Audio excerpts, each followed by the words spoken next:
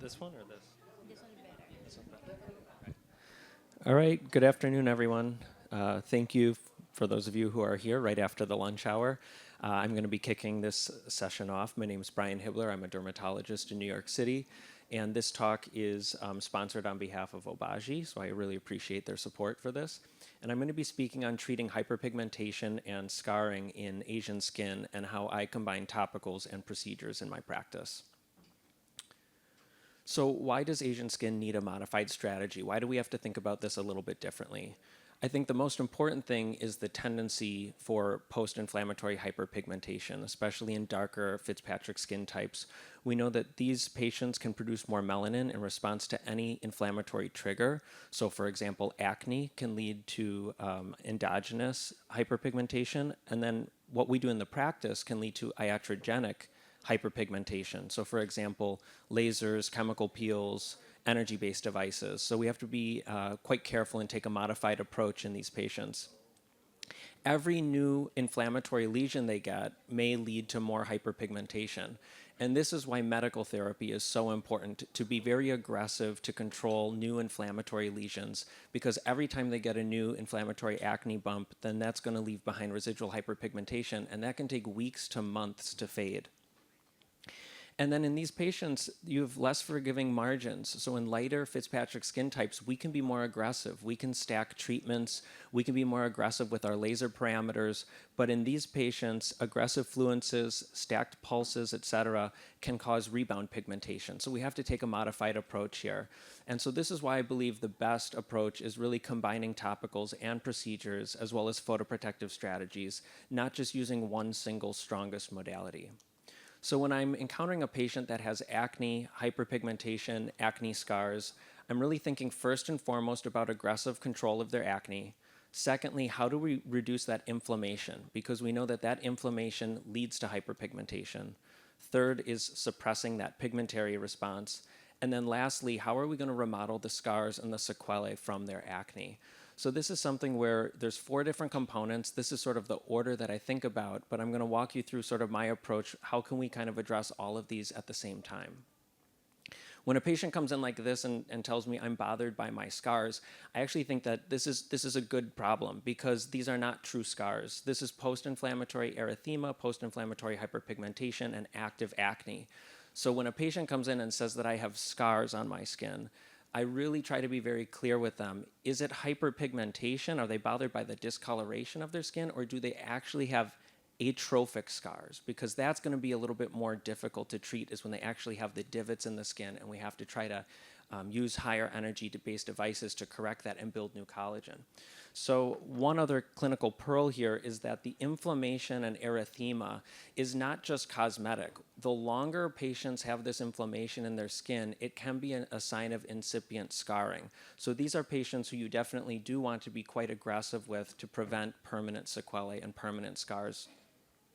And this is just another example. Sometimes patients have a difficult time treating their back knee, and they have all these marks, and sometimes they'll call them scars. But once again, with doing chemical peels, with targeting the pigmentation, targeting the erythema, we can get really nice clearance here.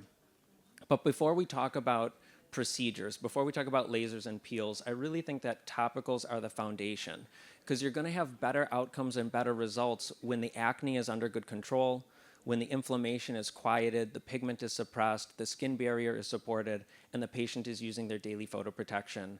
And listed on the right are some of the key ingredients that I find useful in my practice for each of these categories, and we'll kind of walk through this in a little bit more detail. I think the most important ingredient in my practice are the topical retinoids for many reasons. The first is because we want to control the acne, we want to control the formation of that microcomedone, we want to unclog the pores, and we want to turn over the skin. We want to get that chemical exfoliation of the skin to reveal a new, fresh, brighter layer of skin, reduce active acne, calm down inflammation by downregulating the toll-like receptor signaling and pro-inflammatory cytokines, enhancing the epidermal turnover to treat the pigmentation.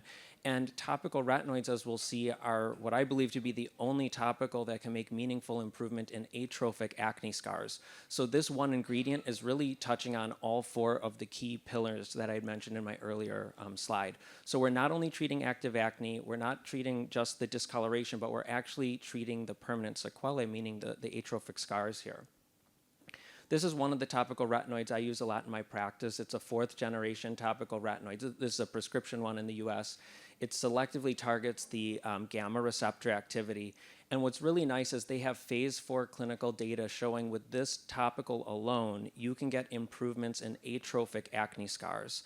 Typically, in my practice, we're doing microneedling, we're doing lasers, we're doing other interventions to stimulate new collagen formation and correct atrophic scars. But this topical retinoid has some data when used alone. So again, it kind of fits. It's treating active acne, the hyperpigmentation, the atrophic scars. In the US, it's FDA approved for truncal acne, and I find it not quite as drying as some of the other topical retinoids. And then this is actually what I use personally just for anti-aging benefits, because if this has data to support that it can help with atrophic acne scars, that tells me it can really build a lot of collagen. So I like using it in all of my patients when we're just doing stuff cosmetically as well. When we look at the data for topical retinoids, there was a split phase study comparing tazarotene gel versus microneedling. So the patients underwent 4 monthly treatments on one side of the face and used tazarotene on the other side. On the left-hand side here, this was the side that was treated with microneedling. This was the side treated with tazarotene, and you can see that they had some nice improvements on both sides. Again, no microneedling, just the topical retinoid on this side. And in this study, they found significant improvements in both groups. The patients did feel that the microneedling side was slightly better, but overall, there was significant improvement on both sides. So just again, some data supporting that topical retinoids are pretty powerful, even for atrophic acne scars. When we're talking about pigmentary control, I don't have time to go into all of these ingredients in exhaustive detail. Oftentimes we will be layering these, especially if patients have other signs of photoaging, sunspots, lentiginous, melasma, and we kind of want to find some ingredients that are going to treat the acne hyperpigmentation as well as UV-induced hyperpigmentation. So a lot of these are quite helpful, as well as the tinted SPF. So I usually like tinted sunscreens with iron oxides to block the visible wavelengths of light as well. So my procedural strategy, it really depends upon the severity of the acne, the severity of the hyperpigmentation and scarring. But when we're thinking about minimizing the risk of post-inflammatory hyperpigmentation, as a general rule, treatments that do not induce a lot of heating and inflammation in the skin are going to have a lower risk for hyperpigmentation. So using microneedling, and I'll tell patients that we're just using cold steel needles to poke holes in the skin, initiate a wound healing cascade to build new collagen. There's no heat. So typically you don't see as much result as you will with one of your non-ablative or ablative lasers because there's that heating component. So you're going to have more inflammation, you're going to build more collagen, but higher risk of hyperpigmentation and definitely more downtime.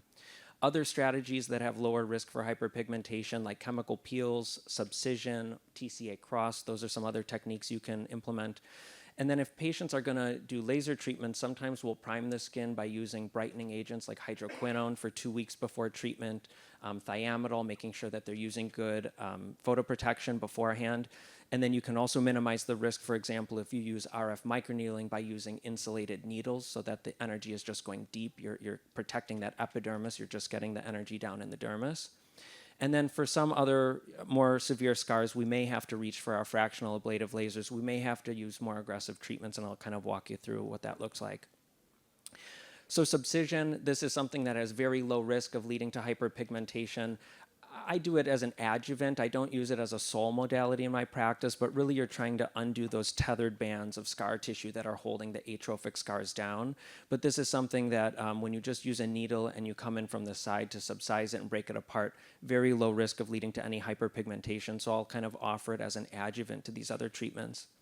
And then TCA cross is really good for ice pick scars, so very narrow, deep scars using a high concentration of TCA, which is self-neutralizing, and very carefully putting it just into the scar itself can be quite effective. And then in Asian skin types, using a picosecond laser with a fractionated microlens array can be very effective. Typically, this requires a series of treatments, so you might do 4 to 6 monthly treatments. You're generally using your picosecond laser with a large spot size, low fluence, and high hertz, high frequency. So you're typically setting it up 8 to 10 pulses per second, and then by using a larger spot size, you're getting that heat and energy deeper. You're not focusing it up on the epidermis, you're trying to focus it deeper. And that's how you can get some nice improvement in the acne scars here. And in this one study, they showed showed that about 50% of patients had at least 50% improvement at 6 months. Again, this requires a series of treatments, and that's very important to counsel your patients up front when you're doing things like this that have less downtime and lower risk of hyperpigmentation. Usually it's going to require more treatments to see improvements.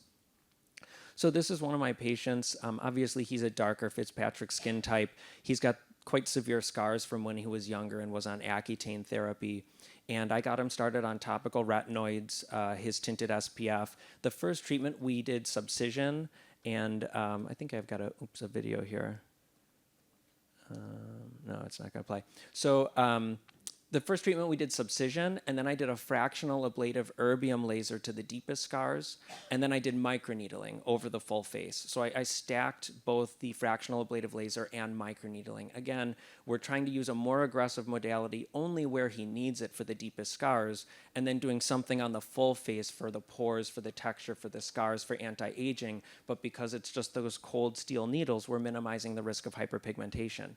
He did very well with that. He wanted to do something more aggressive. So for the next treatment, we did Subcision, followed by the fractional ablative erbium to the deepest scars. And then we did a fractional non-ablative laser. So I did the 1550 nanometer wavelength here to the full face.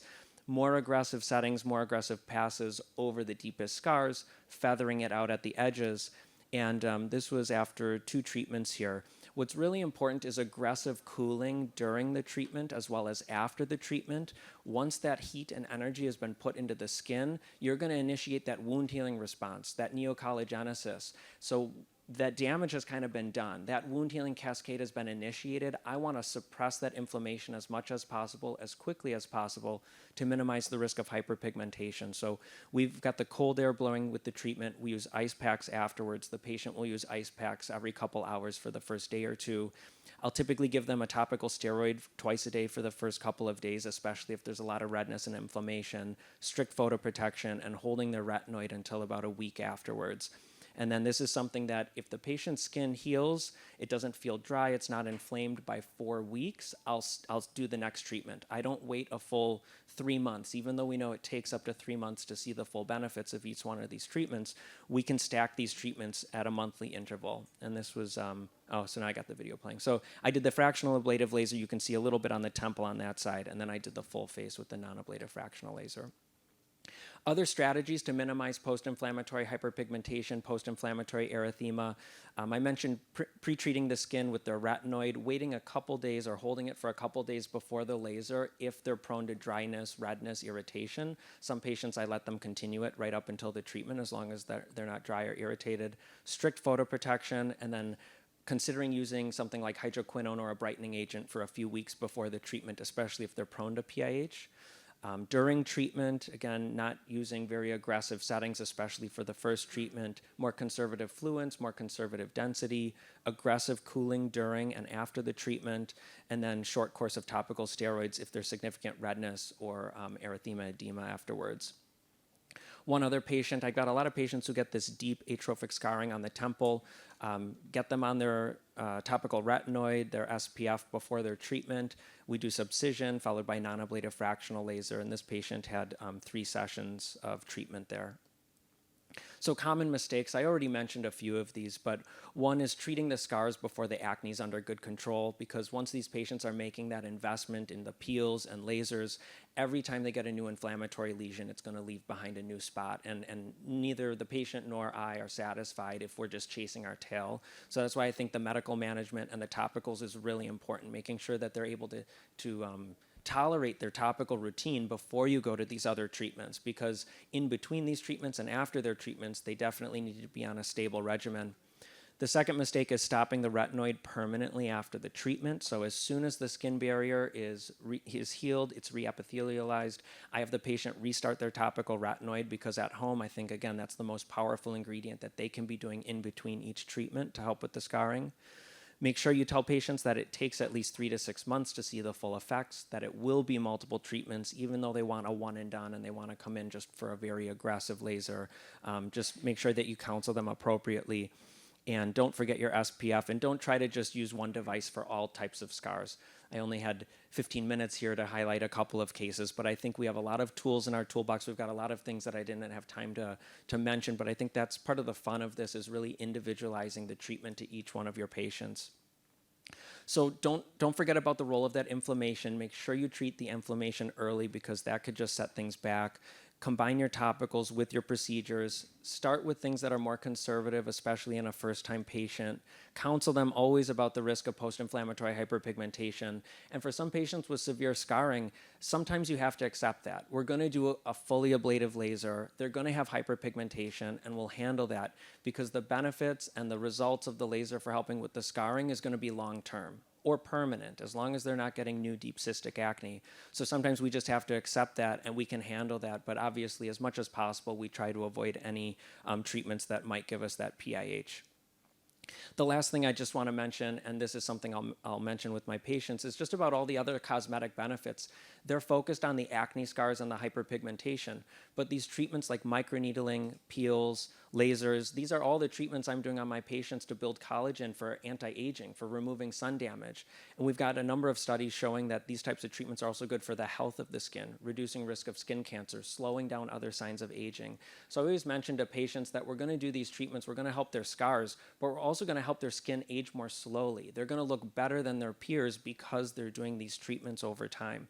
And that's also why I encourage the benefit of full face treatment. Even if someone's just got deep scars on the temples or cheeks, I'll do more aggressive settings in those areas, but I'll often be doing full face microneedling or some other treatment, just again, because I want to give them confidence, I want to give them good glowing skin, and I kind of want to help with all these other cosmetic components, even when we're primarily focused on the scars. So thank you everyone for attending the session. Thank you to Obagi for sponsoring the lecture.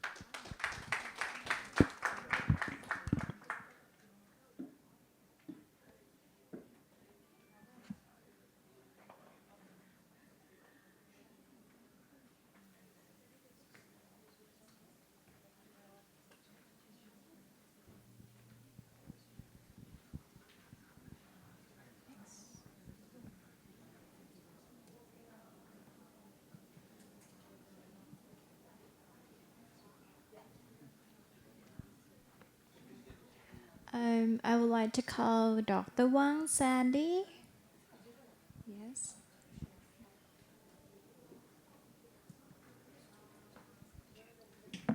Next 15 minutes. So. Okay, can I use? Can I use it? How to? You can click from here. I need to be bigger. Oh, you need it to be bigger. Yeah.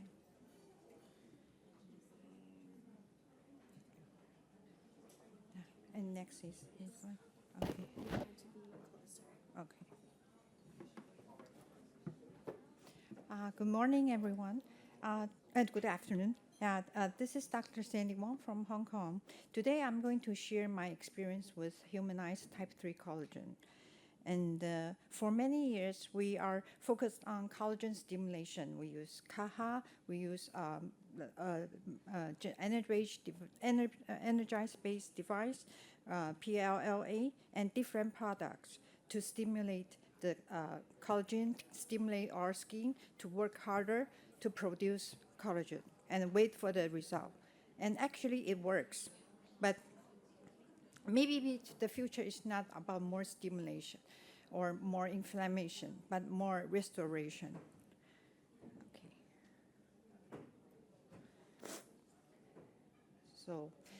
So we now focus on stimulation to restoration. So aging is not just volume loss, and it's involved skin collagen loss, ECM deterioration, tissue disorganization, and loss of support.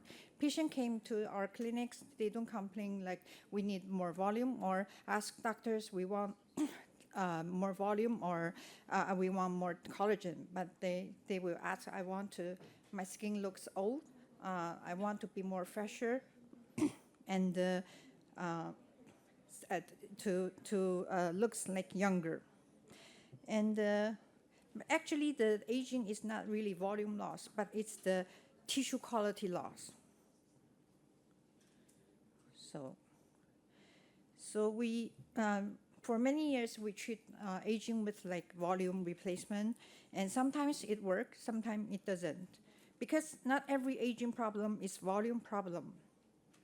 I always tell my junior doctors, like pillow face is not really a filler problem, but it's the tissue organization problem.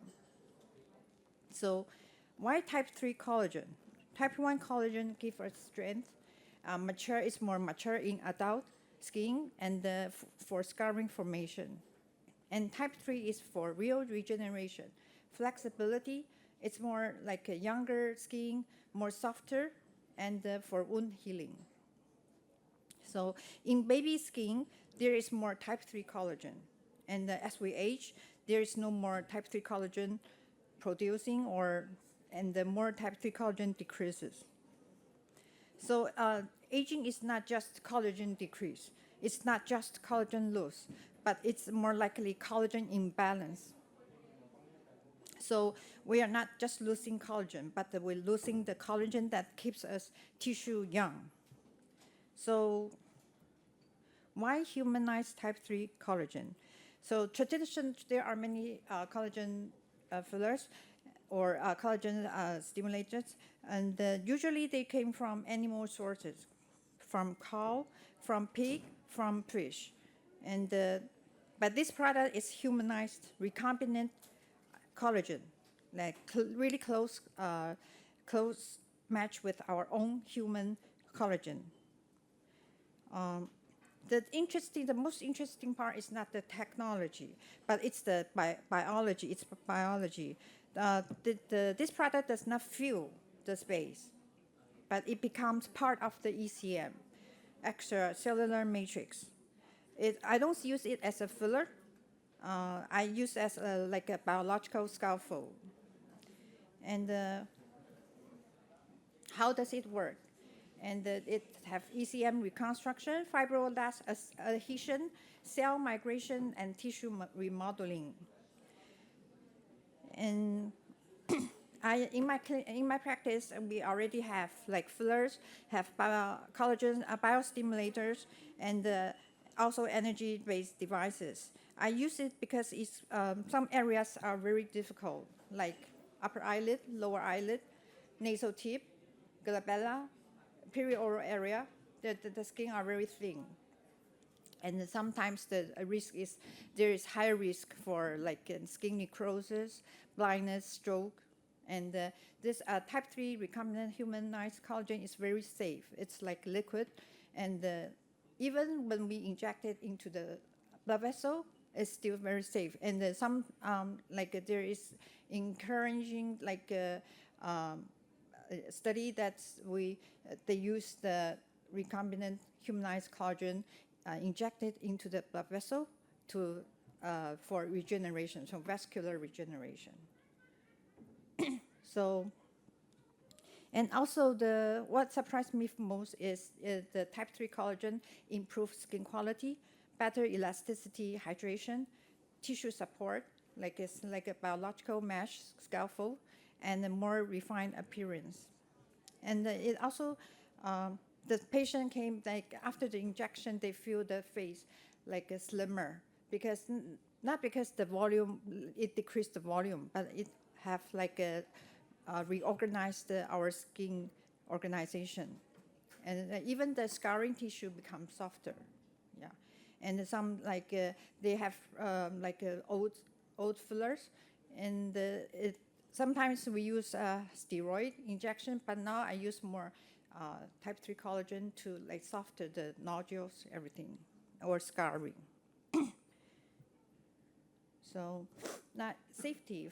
In my clinic experience, I have injected more than 500 patients. There's no vascular occlusion, no skin necrosis, no persistent nodule. And for real-world data, it has over 4 million vials used, and there's no reported allergy. So the safety profile is very reassuring. So take-home message, before we use, first we use energy-based device, filler and biostimulator, and then type 3 collagen And I don't use it as a single treatment. I use like a combination with other, like filler for volume replacement and bone support, and collagen stimulator for collagen stimulation. And this is like for like a regeneration. Really, that's really the regeneration. And we don't need like some.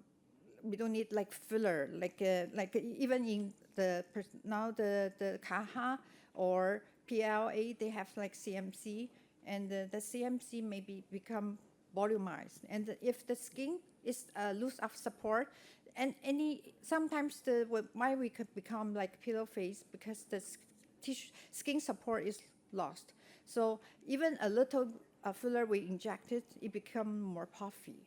And now a lot of patients came here to correct the pillow face, and then we use, I think type 3 collagen is very a good treatment modality for the correction of the pillow face, because the skin will become more like healthier, real organized, and the face becomes smaller. And yeah, so it's not about more collagen, but it's more about the right collagen. So, and as I said, we can together with combination with other modalities to create a better result. Yeah.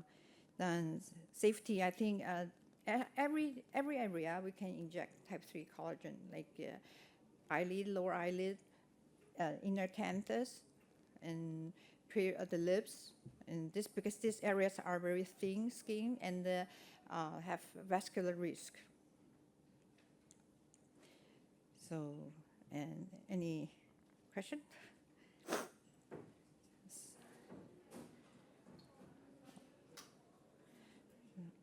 Okay, thank you. Thank you very much.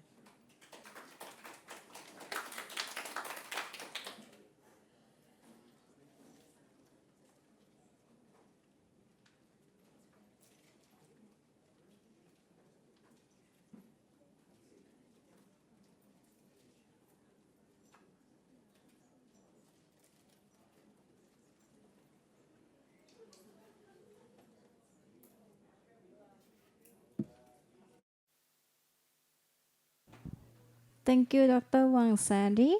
So next, I would like to call Dr. Mukta. Three.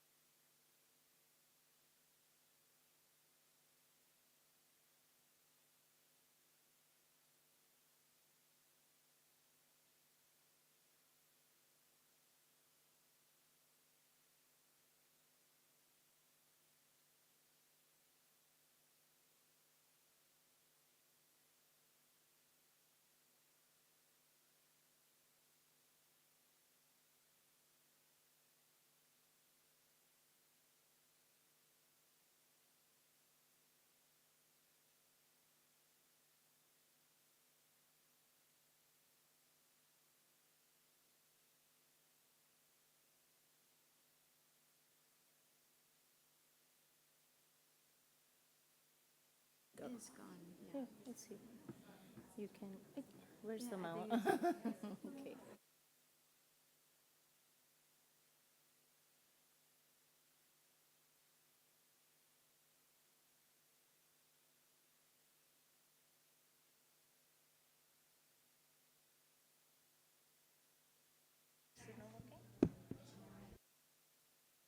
Better. Hi.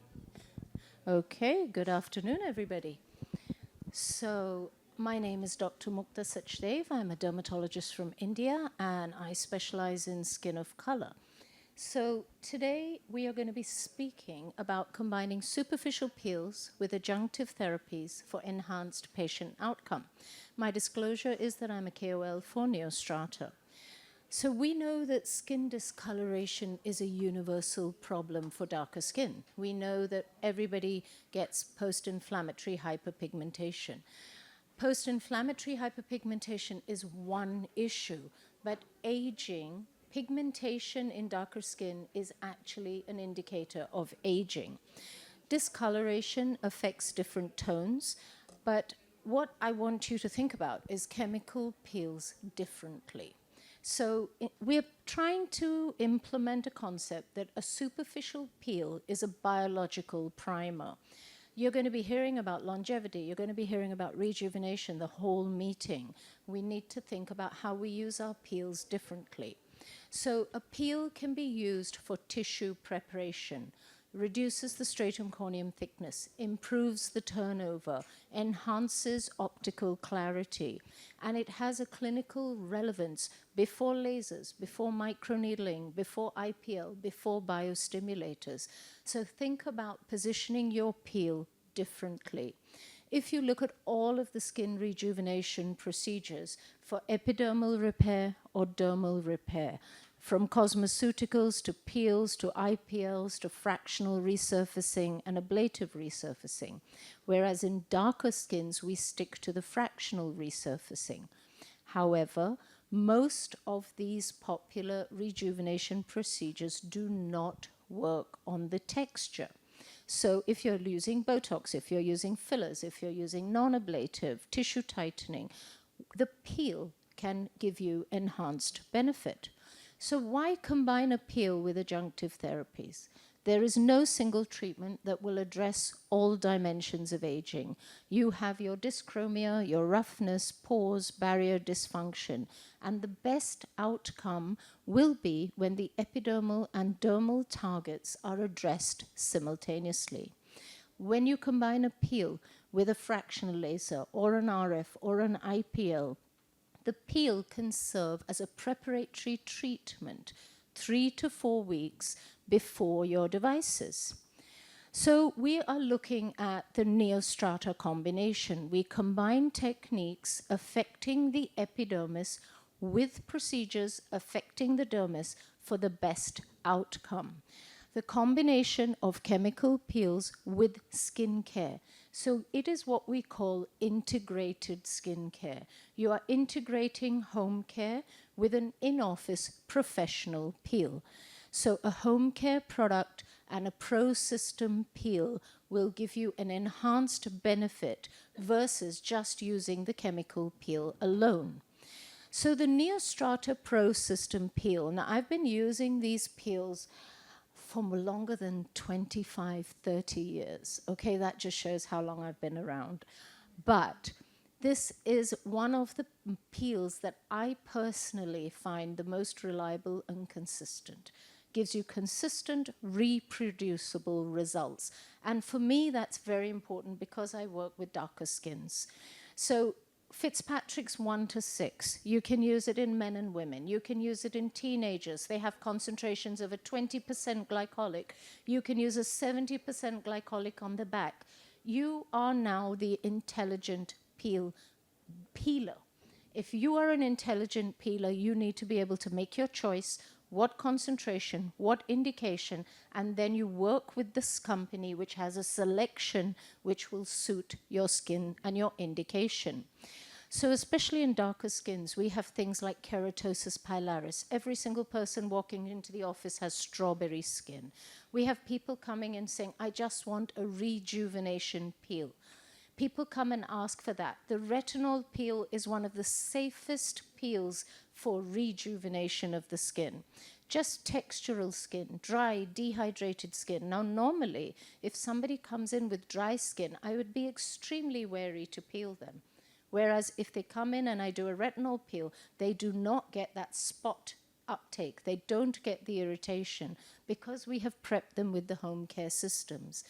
The home care products, they have PHAs, they have polyhydroxyic acid. So you are actually conditioning the skin or preparing the skin enough to give you that enhanced outcome and better delivery of the product. So you've got a highly effective peeling system. You have 4 glycolic acids to choose from. You have 2 targeted benefit peels, and you have a retinol peel.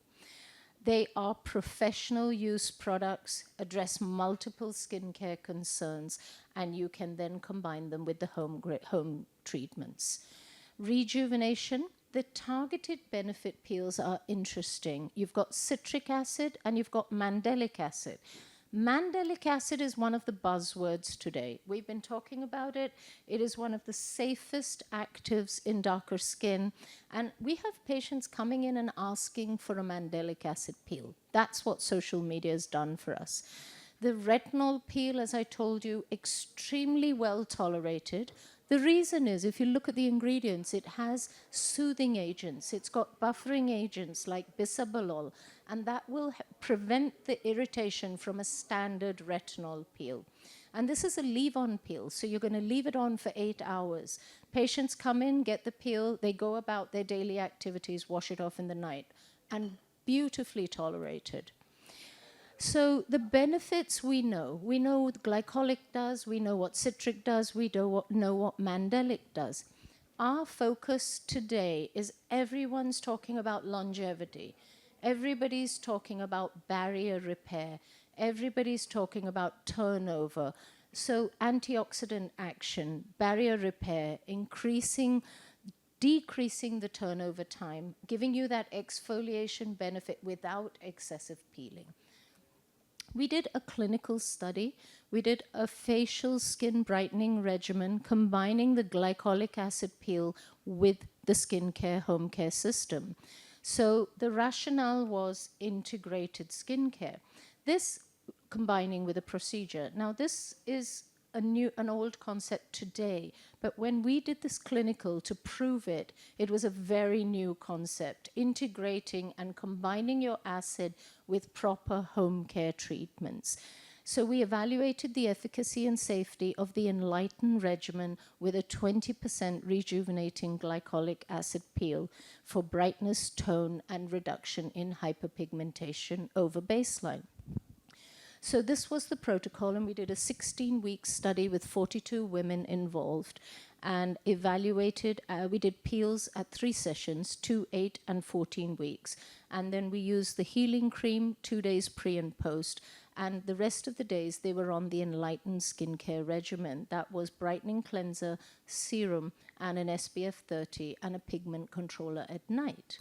And when we looked at parameters with the dermatology grading, significantly lighter skin at each visit. So statistical significance was seen, and all subjects showed an improvement between 1 and 3 grades on the shade chart.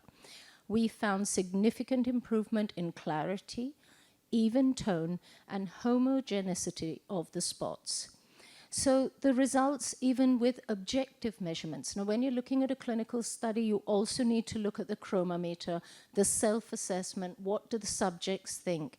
And everything was showing that a multi-ingredient brightening skincare regimen on a darker skin population was significant and highly effective in brightening the skin tone.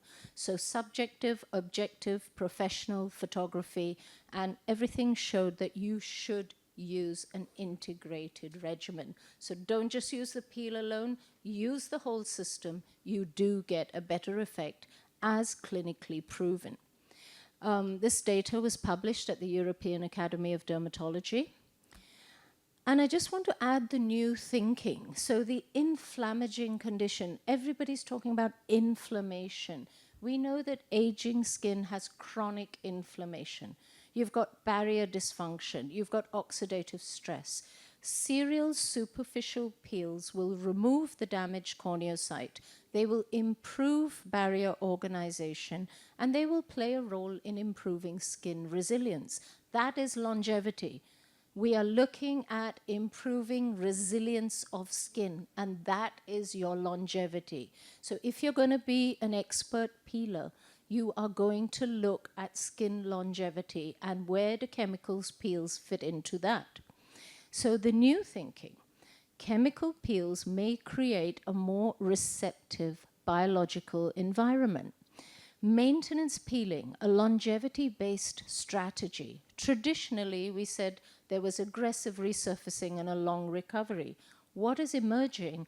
Low intensity, repeated optimization. Your benefits are radiance. Your benefits are barrier performance, pigment control, and sustained skin quality. A word on artificial intelligence and skin analytics, or AI assessment of pigmentation, integrity, wrinkles, inflammation, treatment response. You have to integrate this into your practice. It will support your selection of peel. It's an adjunctive therapy and a maintenance strategy. Combinations of LED masks with peels. How will you use or integrate AI devices, AI home care systems? So the future. From resurfacing to skin quality medicine, it's not just the peel itself. It is about preparation. It is about post-care in between the peels. So biological primers, regenerative enhancers, maintenance tools, and precision medical components. The future for peelers, smarter combinations, better biology, personalized protocols, and superior outcomes. Thank you very much.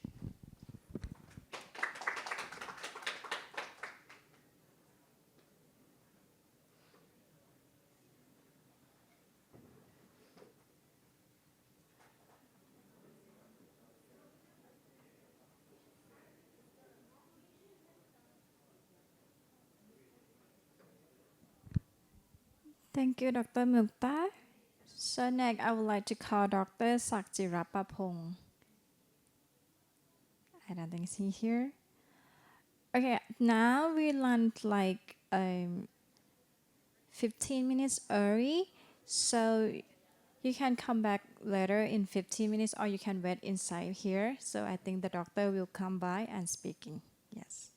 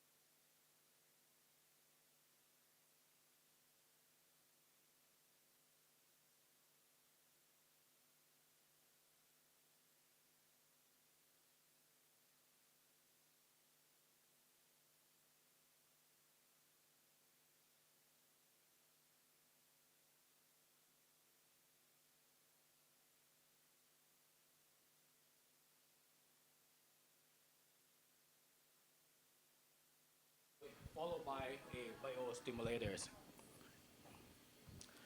For Asian population, you can see that the normal concern is about a square shape of the lower face. That's why it's seek for the treatment more than 80% for a masseter muscle prominence injection. Despite the neck is faster than, the aging faster than the face, but not so many people seek for that problem and that concern. And that is, the lower face and neck, it represents a facial shape. That's why you need to treat both of the masseter and the neck at the same time. And we know that many brands of the toxin in the markets, they are all not interchangeable. It means that onabotulinum toxin A, we've been using for therapeutic over 30 years. And it has hundreds of clinical trials, more than 23,000 of the patients being in a clinical trial as well. And it's the only first approved 4 indication for aesthetic treatment. So 3 for the upper face, and the latest one is for platysma prominence muscle. And that's the one and the only in the world that got FDA approved. So with the grading system, it used a vertical neck band. The continuity, the more the numbers, it increased the severity, pulling down of the mouth, and also a good contour of the lower face. The masseter muscle prominence is the number 5 aesthetic indications that approved in Thailand. And it's the only one and the only toxin that being approved for this. That's why we've been using over 10 years. So with the grading also with the moderate to severe, that the range of the dose, it will be different, for each one. So let's see at the patients. So she a 36 years old Thai female. Typically that I mentioned about a square of the lower face. So she has a strong of the masseter, and also when she clinch, show a vertical neck band. So with that severity, come to the dosage. So the moderate severity, we use 24 units of Botox on each side. So the total will be 48 units. And for the neck band, the platysma band, we use 4 injection points, 2 each, along the body of the mandible. So that will be 8, that on the FDA approved. And the neck band, each band we use 5 units, 1 unit per point, so 5 points along that. So that's, you can see, we follow the bands, 2 sides different, so the dosage is different. The only toxin treatment and show a very good result at 1 month. You can see that her face slimmer, better contour.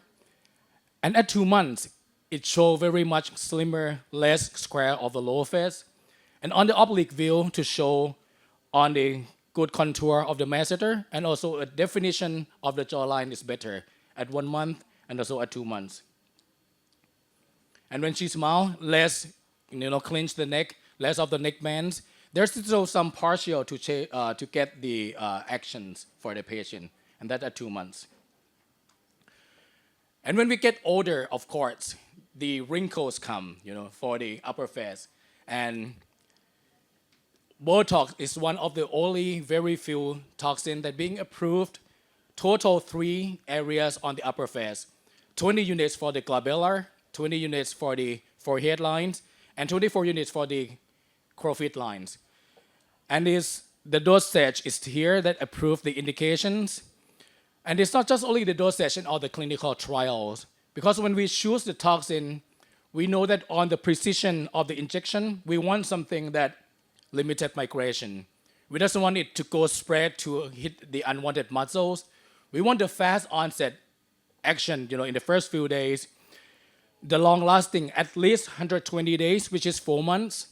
And also the more that you treat patients, the better in terms of the progressive improvement, and that leading to a high patient satisfaction.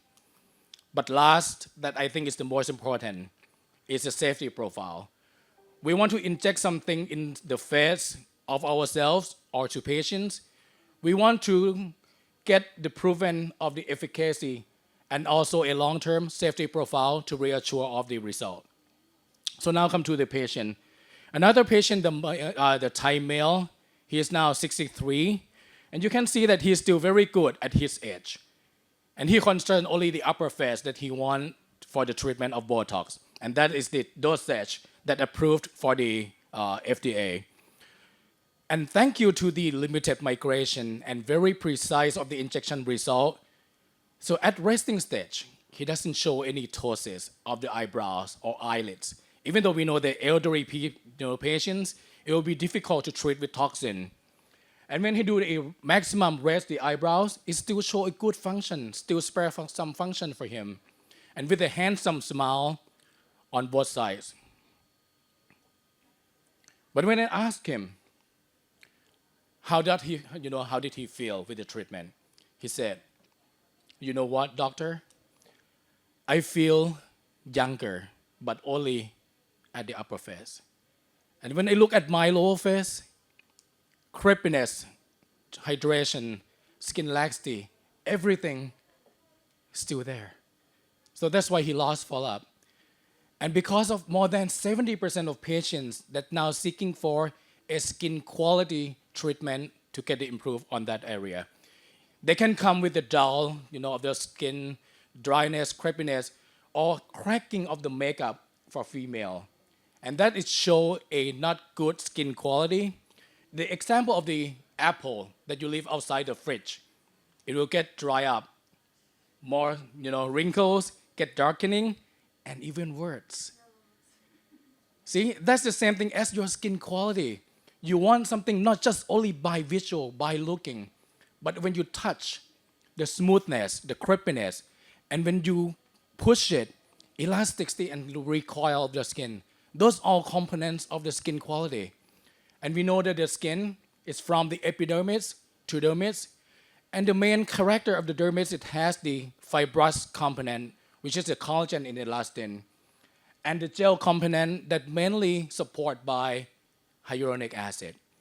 So that's why Juvederm developed a skin weave, that we can get a deeper hydration inside the skin, inside the dermal layer. There are many markers that support clinical trial of the skin weave, but the one that's unique and different from the others is aquaporin 3. It shows the increasing number at 1 month and still keep increasing at 3 months. And what is it? It's like a water channel regulator. So it helps what you inject in the dermis that make the hydration and also your natural glycerol go from inside to outside to the epidermis. So that's why it got the interlink between the cells. And with the clinical studies, it showed a very good, in terms of the fine lines, skin roughness from month 1 down to month 6, and at 9 months still actually see something. But the smoothness we claim for 6 months. While the hydration, you can see that it's up start from 1 month, gradually increase, peak at 4 and 6 months, and gradually decrease at 9 months. So the hydration at 2 level of the depth of the skin can last up to 9 months with a single treatment, which you can do a corneometer to measure 6 points on your cheek. This is the example of the skin weave alone. You can see she very dry, very looking roughness of the skin. And at 24 days, not even reach 1 month yet, you can see more smoothness, radiance, and glow of the skin. Or you can use another machine to measure many modalities, and you can see the improvement of the skin age that reduced by 3 to 4 years, not only younger, but also older patients. It will be reduced, a lot. And we also collaborate with Faculty of Medicine, Sirirat Hospital, Mahidol University, that I also involved in this study. We do a study for Thai patients regarding the skin weave. We inject 1 ml on each cheek, 40 points. So it means that each point is 0.025 ml. And we measure at 1, 2, 3, and 6 months. Total 25 patients, majority is female. Dr. Rangsima usually say that because female is like more, fearless, and while the male is like chicken. So that's why they, come into this study more. And that's all those all kind of the index that we measure. Not only hydration that I show, but now they found a decrease of the melanin index up to 6 months. And also the lightening of the skin and decrease of the erythema, which is the redness of the skin up to 6 months as well. And this is the only HA skin booster that being doing study with Sirirat that show a reduce of the sebum production. And they make a theory. Maybe it's not only aquaporin 3 that with the hydration. Maybe there are some other family of aquaporin. That's why it show a good result of pigmentation and also reduce of the oil reduction. So it may be a good syringe, the first syringe for a younger population. And this is also a new publication about using SkinVive with energy-based device, mainly with the pigmentations, skin tightening, skin firming. You can do as a prime injection before the energy-based device. You can do at the same visit also afterwards to enhance the result.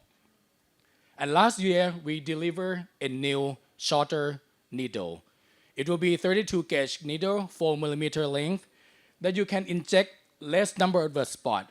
We divide into the 4 quadrants, and each quadrant is 5 points. So each point will be 0.05 that you have to do massage. After this, the video doesn't play. I'm sorry.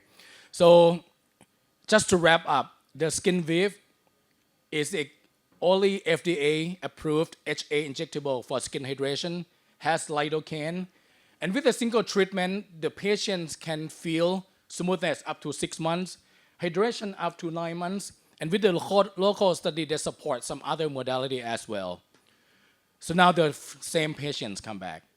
Now this time he understand that single treatment on one thing is not enough. It has to be a combined multi-modality approach. So now he opened for Harmonica, which Dr. Rasapum will explain more in the details. SkinVive for hydration and Botox for the upper face. 2 years after, he get a little older, little laxity, saggy, but overall still in very good shape compared to 60-ish age. And now as you can see, at 3 months, better skin improvement overall, skin tightening is better, less wrinkles, and a good contour. And when he tilt the face down, that's when you shake on the sagginess. It less on the jowls, doesn't have the lines when he raise up the eyebrows. The overall anterior cheek is good, and laxity is also good, less jowl. And on the full profile, you can see more of the contour on a lower face. And of course, when you pinch, you can see that's to check on the firmness. I'm fat, I cannot pinch. And I'm a very fat, sweaty person, so it's hard to grab. But for him, you can see that it's more firmness now. And with also when he push, it less skin fold. That's the firmness from Harmonica and combination with the good hydration of the skin. Now there's a second patient.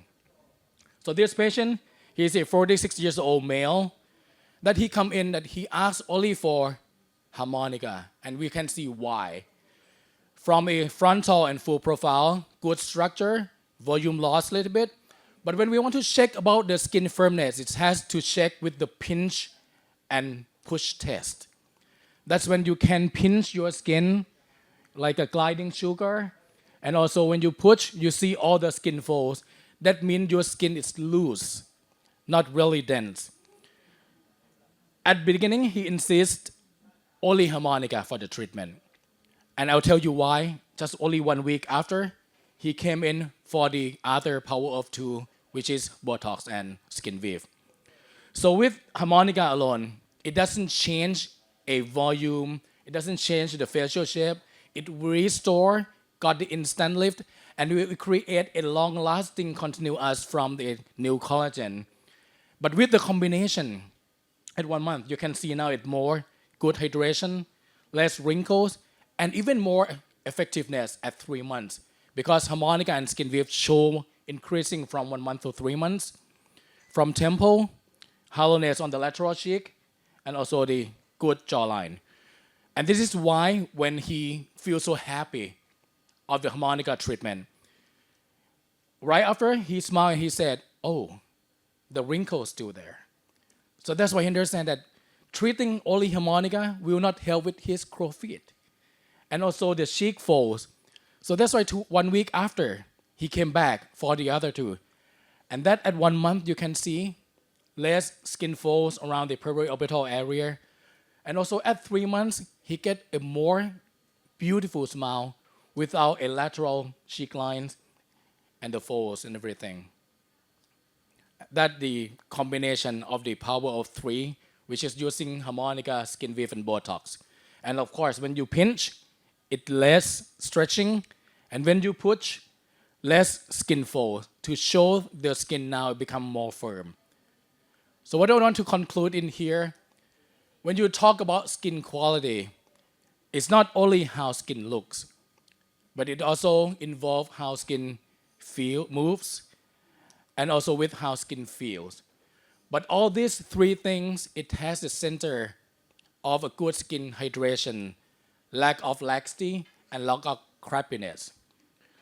So I encourage you, when you treat someone that asks for a skin quality improvement, you have to start from the upper face toxin with the Botox to help with the wrinkles, get firm and good collagen and good contour lines with the harmonica, and lastly, improve the skin quality and elasticity with the skin wave.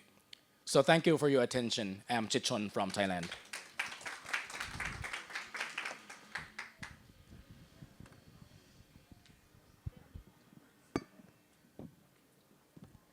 Hello.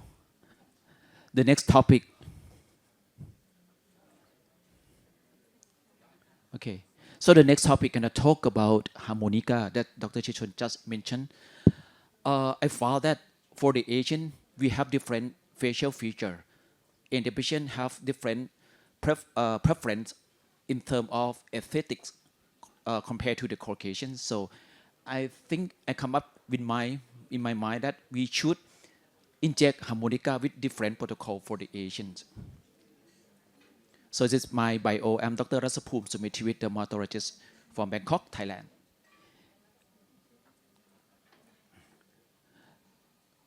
When we age, the aging of the all face are not the same.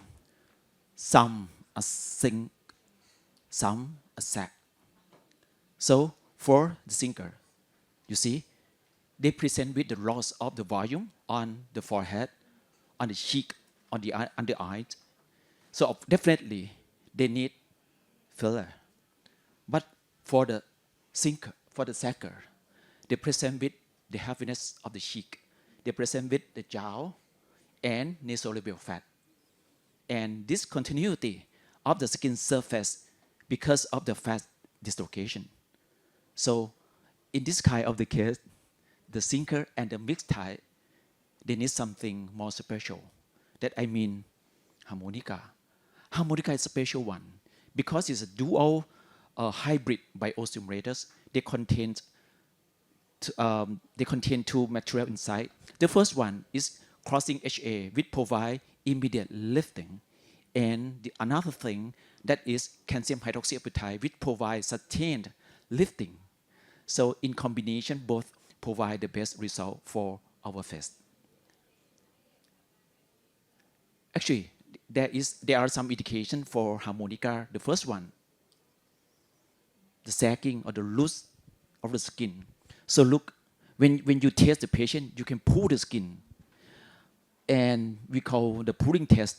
And I'm sorry, the pulling test and the pushing test.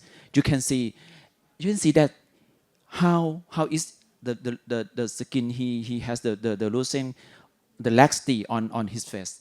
So when you do the pulling, you can feel. And the second thing, the sagginess. Actually, normally the mid face sagging and accordion lines on the cheek. And the last thing, the jowl, the presence of the jowl. And sometimes you can bend the head of the patient and see the submental and the area around here. You can see the sagging of the skin there. So we have the standard protocol for harmonica. We call C and C+. But for the Asian, as I mentioned before, they have different feature and different the preference in aesthetic of the face. So they don't like the wider face. They don't like the strong structure. they like being softened and harmonized. So I developed the protocol for the Asian and Thai based on facial shape like this. So there are 5 distinct facial shape. The first one, square, heart, round, diamond, and oval face. So in my point of view, I think for the square and round, they need only one syringe for full face. But in those kind of the cases that they have the prominent of the jaw, you can add up one syringe more. So need to be 2 syringes. And for the heart shape, they lost the support on the lower part of the face. So you inject only 2 syringes for the full face. And if the patient present with sagging or the prominent jaw, you can add up 1 syringe to make it to be 3. And for the oval shape, which is ideal shape of the face, but sometimes they present with the volume loss, so they need more the volume on the face. So I create the 4 syringes, or maybe at least 3 syringes for oval face, and the diamond they need 4 syringes. I will show you each type of the face that I inject harmonica. So for harmonica, I divide the purpose of injection into two types of the area. The first one, for the lateral support, I inject on lateral zygoma and lateral cheek. And for make the face more harmonized, I inject on the temporal area, on the medial aspect of the mid-face, on the buccal area, and the P-jaw area. All of them inject in subdermal pain or subcutaneous. And then for the area, there should be minimal volume to inject. So like I divide the area to be 3 types. The first one, the large area. The large area I inject start with 0.4, except in the case of the round face on this area, on the lateral cheek, at least inject 0.2. And you can add up more multiples of 0.2 mil per 1 area to inject, such as 0.4, 0.6, 0.8, something like this. And the second is a medium size area. And this area you should be careful, because when you inject here on the temporal, it's not on subcutaneous. You cannot inject temporal in the subcutaneous. You must inject in interfacial pain. But you must be avoid of the danger zone here, because there is the artery there, superficial temporal artery. Second type of the area is a medium size on the buccal area. I do the fixed volume 0.4 in this part in case the patient need it. And the last type is small area. The small area means here the lateral zygoma, medial aspect of the midface, and P-jaw. So I inject only 0.2 in this area, except the case who have the heart shape and diamond shape here, because those kind of the cases, the patient lost the support on the mandibular angle area. So I inject 0.4 in this kind of the cases. So, and another thing you must be careful here, medial aspect of the midface, to avoid the lump formation, you should not inject over the area of orbicularis oculi. So this 2 area is the area you must be careful when you want to inject. So the first, I'm going to show you the case. This is a square face. The patient of the square face usually present with the strong zygomatic area, zygomatic part, and strong angle of the mandible. So I want to make it more harmonized. So inject here. You can inject here 0.4 or 0.6. And totally you inject one syringe. 1 syringe of harmonica contain 1.25. So it means that 0.6 more or less is a half syringe. So total fat you inject 1. But if the patient has something to inject here, such as the jaw, you can inject 0.4 here and 0.2 here to make it half of the syringe of harmonica. So total face you inject one syringe. You don't need to inject here and here because the patient has a strong structure already. So this is a result that I inject. The patient look more harmonized and look less heavy of the cheek. And when smile, and you can see the lines of the cheek is better after the treatment. And then this is a round face, 45 years old. The patient of the round face usually present with the round of the face. In this kind of the case, the patient normally present with the early jowl formation. So when you see this case, he has a jowl. So normally for the oval shape, as I mentioned before, one syringe for full face. But this case, he present with prominent jowl. So I inject 2 syringes for full face.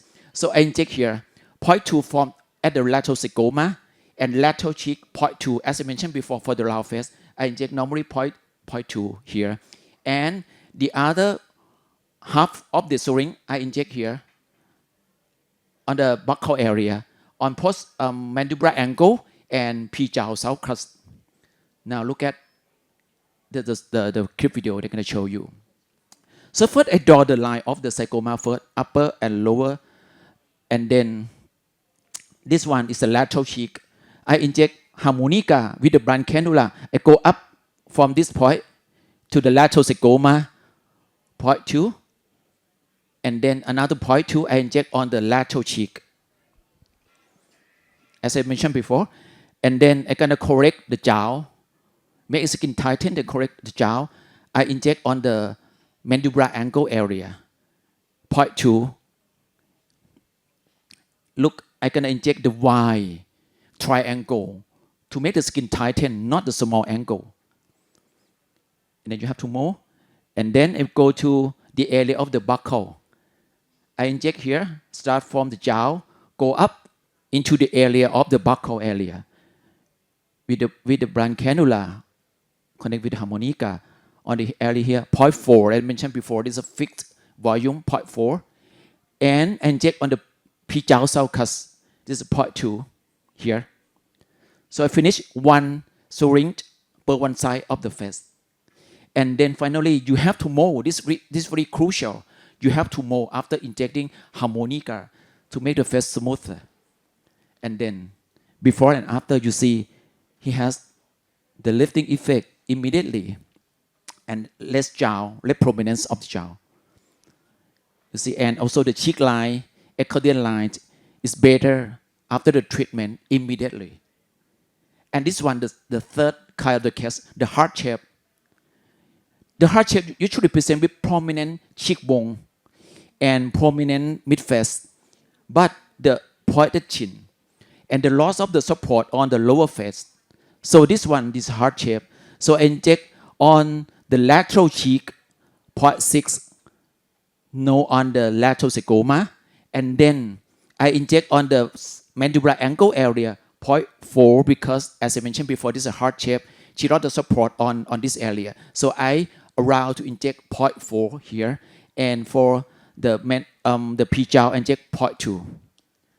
And this is a result after the treatment right away. You can see the result of the lifting and the lift of the mouth corner up after the treatment, less prominent jowl, and also monoid line. It's a lot better after the treatment immediately. And this one is also the heart shape, but it's elderly, it's more elderly, because this one, she present with the jowl, as I mentioned before, 2 syringes add up 1 syringe. So this case, she need 3 syringes. So I inject for the lateral cheek 0.6, and for the mandibular angle 0.4, because she has a heart shape. And for here, I inject 0.2 for the P-jowl sulcus, and medial aspect of the mid-face 0.2. And here for the buccal area, inject 0.4. As I mentioned, I usually fix the dose here. So this after the treatment, you can see the deliver of the result of the lifting effect and less prominent jowl, and also the eye bag look better after the treatment with the heart shape with in the case of heart shape with present of the jaw. And here, the oval shape, she present usually for, as I mentioned before, usually oval shape present with some degree of volume loss. So I inject 4 syringes in this case. So it means that 2 syringes per one side. So I inject here for lateral cheek 0.2, lateral sarcoma 0.2, lateral cheek 0.8, for the mandibular angle 0.2, and the temporal area 0.6 in interfacial plane, not subcutaneous in this area. And the buccal area 0.4 and prejaw 0.2. And this is the result. And you see the immediate lifting, not only on the face, and look at her eye, look more open after the treatment. This is the last case, diamond shape. Diamond shape, the patient need 4 syringes, 2 syringes per one side. And the kind of the case, usually they present with the prominent cheekbone and the loss of support on the low part of the face and the pointed chin. So this case, I inject the lateral cheek 0.8 without lateral sarcoma. For the mandibular angle 0.4, as I mentioned before, because this is diamond, I will inject 0.4 here. And I'm gonna inject at buccal area 0.4, and also here prejaw 0.2. Now look at the clip video. I'm gonna show you. I draw the lines for the lateral cheek first, then inject harmonica with the blunt cannula. So inject 0.6 here. So you're gonna have the half of the syringe after finishing here. So you can inject 0.8, and here inject 0.4. So inject 0.8 and 0.4, and then you finish the first syringe of harmonica. And then you have the second syringe of harmonica. You're gonna treat on the temple. As I mentioned before, here is not subcutaneous. You should inject in the interfacial plane. Here inject deeper and avoid the vessel. And here the buccal area and the prejaw. So it means that you inject 0.6, inject 0.4 here, and inject 0.2 here. Totally 1 syringe. So I'm gonna finish 2 syringes of harmonica per one side of the face. And then the most important thing is molding after the treatment. So this, after the treatment, you can see the lifting effect immediately. I go. And this is a result before and after. You see the lifting effect immediately after the treatment with harmonica. But for the long-term result, you have to wait for the collagen stimulation after that. And this all the summary for the whole cases that I inject in this presentation. So it means that harmonica is a dual biostimulator. It's one of the good products. It can provide immediate lifting with the effect of the HA, the crossing HA, and sustain lift with the effect of calcium hydroxyapatite. But first thing, you have to decide what kind of the facial shape the patient has, and inject with the right amount of product in each part of the face. And then the last thing, you have to mold it. Thank you very much.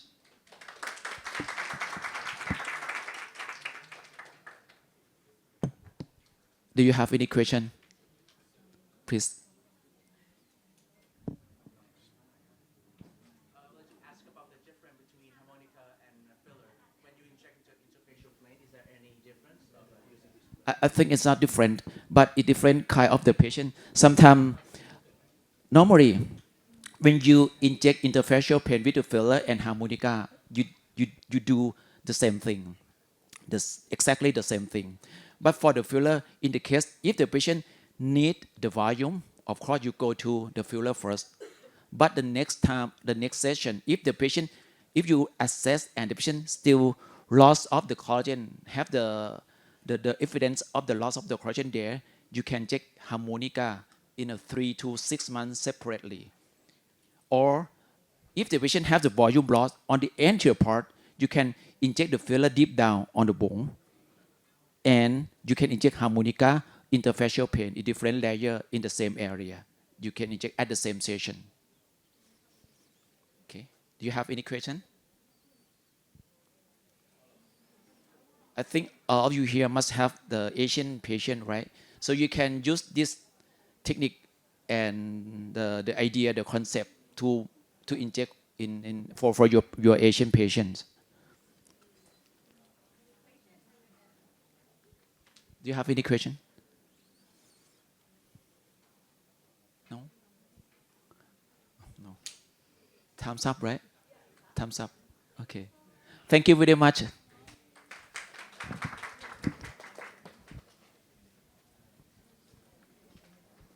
Good. Good.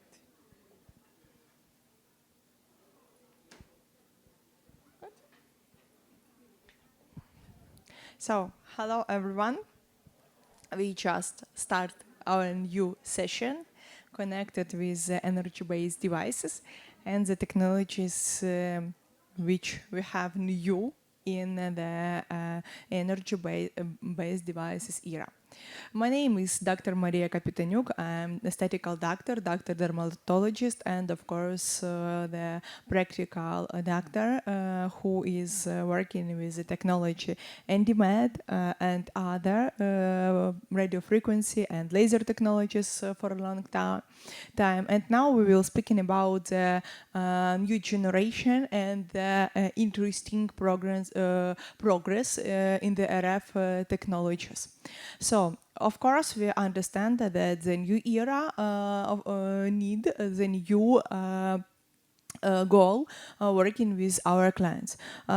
First, RF devices were like the first generation of those devices have the basic technology which have many side effects, including the scars and burns and something like that. Each year we have a good progress and more technological progress, evaluating all the devices in one of the biggest part in the aesthetical market. Now, when we maybe saw the different statistics, radio frequency technologies is on the second place technologies after the lasers in aesthetic medicine market. Why it's very important just to understand the technology, which is much more individual, safe and certified now, because the microneedling RF now is in the first place in the 2025 for the number of treatments of aesthetical clinical treatments in the world. For example, I am from Ukraine, and in my country, each doctor want to have this device or have it now. So in the Instagram, in the other social networks, when you click and find one of the famous doctors, you every time find microneedling RF. And if you analyze the market, now it's around from 50 up to 120 certified RF platforms in the beauty market. And from the 300 up more than 800 non-certified and other microneedling radio frequency platform. So the main question is, when you have a lot of the devices, how to choose the correct device is the first question, and how to be unique when you, for example, choose microneedling RF, this or the device. First of all, you need to understand that the different technologies, especially as a patented technology, usually have some secrets and benefits when you are choosing it. For example, now we're speaking about the 3D EndyMed technology. When you have the specific heating of the tissue, but it's not on the one depth, it is in the different depths all around the electrodes, and it gives you the advantages because the energy is divided not in one layer but like 3 layers. You can increase the power and of course increase the volume of the heating tissue. So EndyMed has oven patented 3D technology. The other one important is the certification. When you have the certification of the different countries as medical certification, you are in the safe. If you haven't got it, so sorry, but sometimes it is can give you some problems with your patients. EndyMed technology have it. So scientific and safe. It is very important just to have the scientific support for the different platforms and for the different radio frequency device. I know most of the important platforms have this one. For example, now I show you the EndyMed because EndyMed it's the new one generation of the radio frequency because it's not only about the microneedling RF. Usually we are speaking only about the microneedling RF, but when we saw this picture, we need to understand what technologies we need to have in my oven or your oven practice. So when we saw this picture, first of all, you can see the different 3 heating temperature, stimulation, coagulation, and ablation temperature. Why it's very important? Because stimulation temperature, we know, between 40 and 65 degrees, it's a very good heating effect inside of the skin. EndyMed using 3D technology is used the different stimulation effect on the different depths. So now it is one of the deepest technology of the heating RF in aesthetical market. When I show you the handpiece, you can see the fiction depths for each handpiece. And for example, Mini Shaper handpiece, which is used for the face, have 7 millimeter depths inside of the skin. Why it's very important? Because if I know the classical anatomy of the face, the structure of the face, I understand that the heating up to 7 millimeters heat the derma, subcutaneous fat, and of course ligamentous apparatus. So I'm totally working with the 3 deep layers of the tissues and give my patient total effect of the lifting. So in this case, when you use, for example, non-invasive RF, you can see incredible results, good results in the tissue only after 1 session.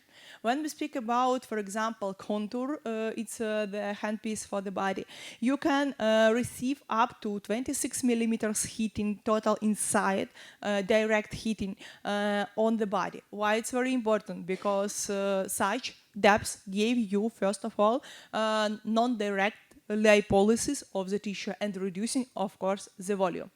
To come back to the previous slide, when we speak about the more aggressive technologies, which is using coagulation and ablation effects. Coagulation effects start from the 65 degrees up to 100, is good working, first of all, with the dermis. So dermis, it's okay working with this area. Why? Usually we need something else because most of the doctors, they choose first of all microneedling RF and think that's all to close all the problems I have with the clients. But usually no, superficial problems microneedling RF do not solve because when we speak about the epidermis, it's very important to be safe, not to coagulate superficial epidermis, just to avoid scars, burns, hyper or hypopigmentation. In this case, we need something which can close you superficially. For example, the EndyMed have specific handpiece radiofrequency superficial ablation, FSR technology, which give you results and indication working with the superficial part of the wrinkles, pores, scars, and of course stretch marks. So now we have a new version of the device.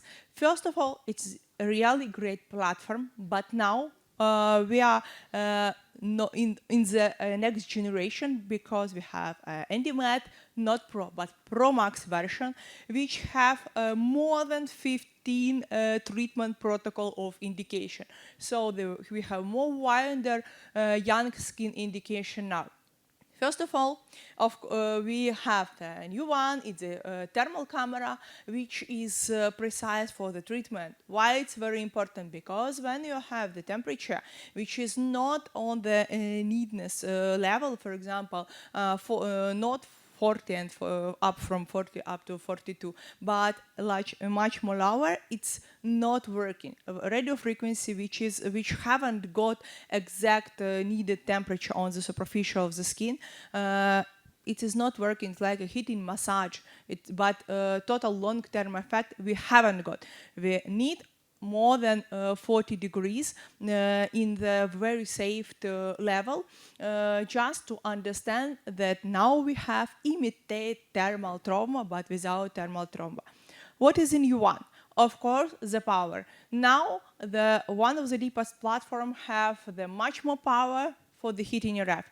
And now it's maximum power for the compare with other devices which is use non-invasive technology. Microneedling RF. I think that many others companies told you that they are good, and I really hope that it's the same. But when we speak about the microneedling RF intensive, max handpiece, and now it's much more faster. So you can work with your clients with the same number of the pulses, with the same areas, but very safe, very short in downtime. And of course, when we're speaking about the pain, it is much more painless than the previous one. And about the power, so in the new platform, we have up to 500 milliseconds in the pulse width. Why it's very important? Because pulse width, it's good for the skin, increasing skin laxity. Increasing the pulse width, you increase the volume of the skin heating, and of course, give your patient much more better result. The power now is much more than up to 35 watts. And of course, my big love is the needles, because in the other types of the microneedling and RF, you never saw something like zebra needles or different insulated needles in the working area. So first of all, the technology have non-insulated needle, but non-insulated needles constructed and use FPM mode. It's specific mode which is working with the needles. And when you have maximum heating inside on the top of the on each needle, and epidermis receive only one from the third parts, so around 30% from the all the power is in the epidermis. In this case, it is very safe. For example, for the dark phototypes, it is very safe just to work in the aggressive mode with the non-insulated needles, because it is not about classical non-insulated needles. It's about specific FPM mode, which is very safe. The other one technology is the zebra needle. So when you have, for example, something which is connecting with the total avoiding of the RF energy here in the epidermis, but you need to share the energy much more deeper, you use zebra needles, which is with maximum safety and good density of the radio frequency energy inside, using the changing insulated and non-insulated parts of each needles. In this case, you can be very powerful and less and very safe with epidermis. And the next one, needles is short insulated needles. For example, when you want to be not too aggressive, you can use the insulation area 0.6 millimeters only, just to hit in the needles the top, and use it very superficial. The next variance is medium insulated needles, 1.5 millimeters, which can be used just more for the age rejuvenation and skin tightening for the face or for the hands, neck, décolleté. The other one is a long insulated needles with a non-insulated tip up to 3.5 millimeters. Now it's overhead. So in scientific researches, but we are waiting for them. Why it's very important? Because you can use it more than 3.5 millimeters in the depth tissue action, and working in the maximum parameters, just avoid any epidermis density of the radiofrequency energy superficial. And just to show you a short of the results that we can receive using this technology. The patient with acne scars using combined FSR and microneedling RF technology with skin regeneration around the eyes using only the radiofrequency technology, combining treatments, microneedling RF and superficial ablation, radiofrequency ablation by EndyMed platform. This is a combination too, working with the quality of the skin, the scars plus wrinkles we have on this area, and of course we have the pigmentation, so I think very good result for those. And the patient with combined problem with pigmentation and the post-acne scar and inflammation, so you have a good result combining different microneedling RF. How to be unique? Just to be in the wave of the new generation of the radio frequency technology. So thank you so much for your attention. Here is my Instagram. If you maybe someone want to ask me some questions, okay, try to do this. Thank you so much for your attention.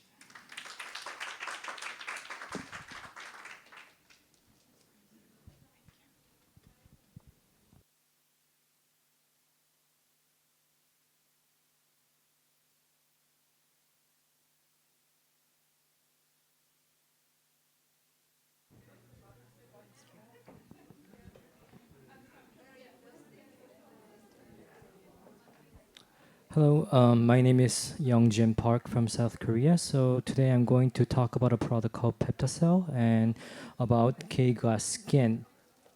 So nowadays, people tend to focus on K-Glass skin because K-beauty has been very famous and growing a lot, and it has been taken over a lot of cosmetic products. So people have find out what do they do to make those kind of skin. So the glass skin had been evolutionizing from the past. So before it was only like the glass skin, but now we also find it a little bit more bloomy with a better barrier on the aging process. So meaning that K-glass skin is not only to make the skin just shine, it's actually to make the skin stronger and healthy. So to find out the glow, we have to also differentiate between the glow and reflection, because people might think that if you have a lot of sebum production, you look shiny, but it's actually getting the reflection from the sunlight, and the glow that we have is actually coming from the scattering of the dermal layer. So what happens is that when we have a very dense and good formed dermis layer, that's why we have the good glowing effect that we talk about as a K-glass skin. So differentiate from the sebum, a lot of sebum production, which will give a lot of reflection, has to be differentiated. So to have the glowing, we have to have a very good dermis. So to have the glow, we have to have the very good firmness, and the surface has to be even, and also the tone has to be very clean, because if you have a lot of uneven tone, then the light cannot be scattered well enough to get outside from the dermal layer. So you have to have a very good tone, and then we have the glow. But in Asian skin, as you know, that if you do a lot of skin problems, so if you do too much treatment, the skin will not be able to heal by itself. So that's why we have to be very, very careful of having like PIH or which is actually post-inflammatory hyperpigmentation for other types of treatment. So, and also when we're using cosmetic product, we also have the delivery problem. So if the product is higher than 500 Daltons, or so it will not be able to pass the membrane. So that's why when we're using cosmetic products, even though we put so many good products, if we just apply it, it will not go in, it will not work. So that's why we nowadays work about drug delivery. And that's why one of the ghost tag is very important. And also one of the thing about the corneal therapy is that the thing of from the top to bottom, meaning that now normally people, especially for glowing, they want to enhance the dermal layer. But to have a very good dermis, you also have to have a very good epidermis, which is a skin barrier. So if you don't have a very good skin barrier, your skin will not be able to heal by itself. So that's why it has to be top to bottom. And also that's why nowadays we also account for the sebum as well. Because if you have a very good sebum, which is how the consistency of the sebum is, meaning that if you have a very bad sebum, your skin will not be having a very good skin barrier. So that's why epidermis nowadays is getting more important to have a very good dermal layer as well. So now the product that I'm going to introduce is a Spicule. We have been using Spicule a lot, even before this peptide called Peptacell. So the Spicule actually is helped to enhance the drug delivery system. And what's so specific of this Spicule is that it's the 5th generation. What's different from other Spicule is that first there were only just Spicule. So we put the Spicule and then we apply the cosmetics on it so that there will be enhancements of the drug delivery. But as you know that the drug delivery rate is very low when there's just only Spicule. So what we did is that we tried to coat the Spicule with the agent. But as you know that when the Spicule comes off, the coated ingredient will also come off, meaning that it will not stay there until it makes the effect.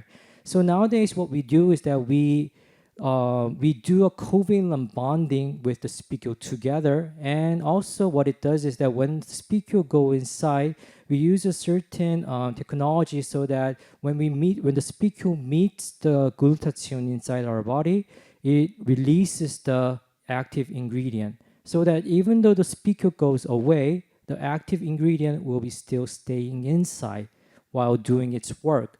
So that's the 5th generation Spicule. So as I told you, when it goes inside, the length of the Spicule is just enough to hit the upper dermis, meaning that it's not going super deep. It will and it's very small, smaller than any kind of needles that you're facing, such as microneedling or microneedling RF. It's very small, so meaning that it will give less damage to the epidermis, which will account for less complication. And when it goes inside, it will heal the epidermis and also the dermis on top of it, because the agent will go inside once the Spicule is inside. And the Spicule will come outside after 2 to 3 days, meaning it will naturally heal by itself. But active ingredient will be already inside because the covalent bonding is already gone. So what we add is we actually nowadays add GHK tripeptide, which is very, very now famous around the world, because we know that it enhances the epidermis, because it enhances the activation of the stem cell of the basement membrane, and also enhances the collagen production and also decreases the MMP9, which decreases the collagen in our body. So meaning that when it goes inside, it enhances the epidermis, which is the corneal skin barrier, and also enhances the dermal thickness and decreases the dermal breakdown. So that's why it's very, very effective, and the peptide itself is very now getting famous, especially in US. And why do you have to use Peptacell is because it's the how the product quality is, because as you know that spicules are normally derived from uh, the the plants from the sea, meaning that the plants might have the metals inside. And if the metals are not cleared when the spicule goes inside, you will have the metals will actually be absorbed inside your body. So that means that the spicule itself also has to be very, very clean to be sure that it's safe. And especially as you're actually using for medical purpose, it has to be very clean. So the Peptacell that I have been using, you can see that how much copper, lead, and arsenic, cadmium is inside. It's almost up to 0, which means that it's very, very clean. So, and also the meaning that when you're treating the dermis, especially for Asian skin or darker skin like you or me, we need to have less inflammation, because when we have a lot of inflammation means that we are susceptible of having a lot of complication. And also nowadays we have a lot of cosmetics in the market, meaning that people are actually sometimes going due to their skin, but not with good knowledge. They might be actually doing bad things to their skin, like for example, a lot of exfoliation and a lot of using those kind of cosmetic ceuticals, which is in between cosmetics and drugs, that does a lot of effects. But as you know that when it does a lot of effects, it means that it might also do a lot of damage to the skin. So people are doing these kind of stuff without a lot of knowledge, meaning that they might have a lot of damage to the skin already. So you want to give as less damage as possible when you're doing these kind of treatments, especially the treatment that penetrates the epidermis, because if you do a lot of penetration, you have a lot of loss of water, and a lot of damage also accounts for a lot of rejuvenation. But some people might not have enough capacity to regenerate by themselves. Then they will have no effect, in result a lot of complication.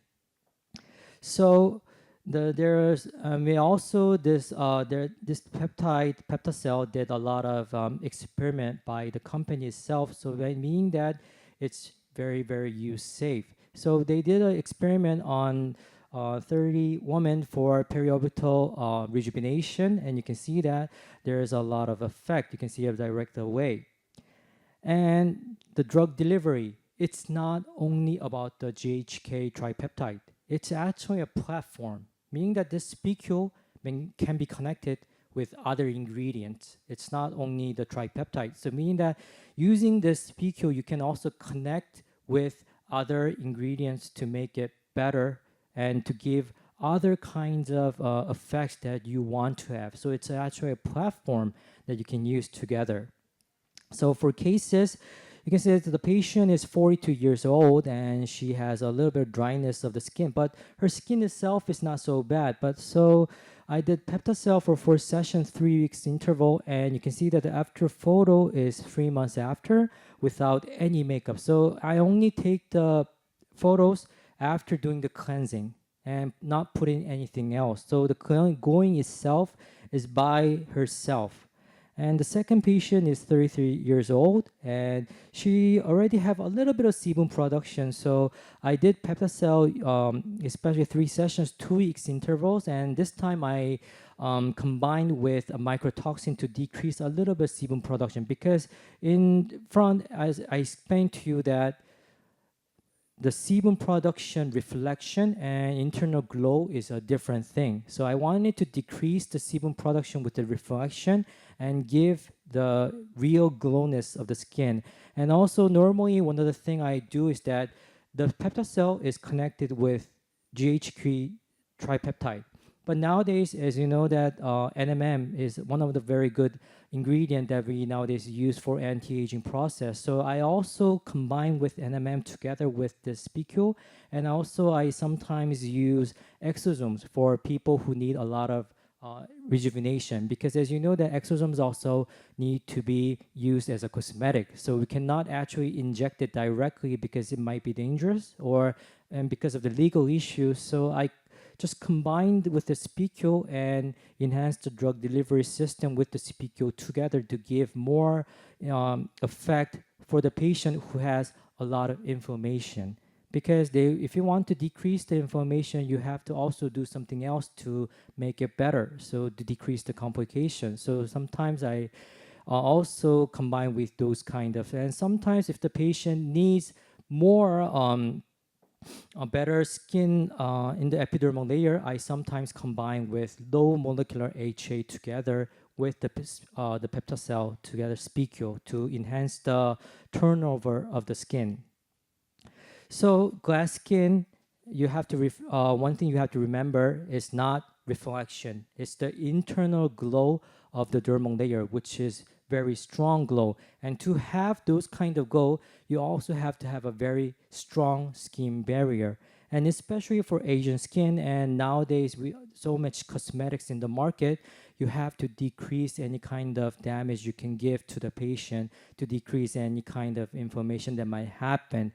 And also, you have to use a product that has very good evidence in the market. So use a product that has evidence with doing a lot of studies. That means that because you don't want to do any harm to the patient, because as a doctor, so that will be a good product to use, which is Peptacell.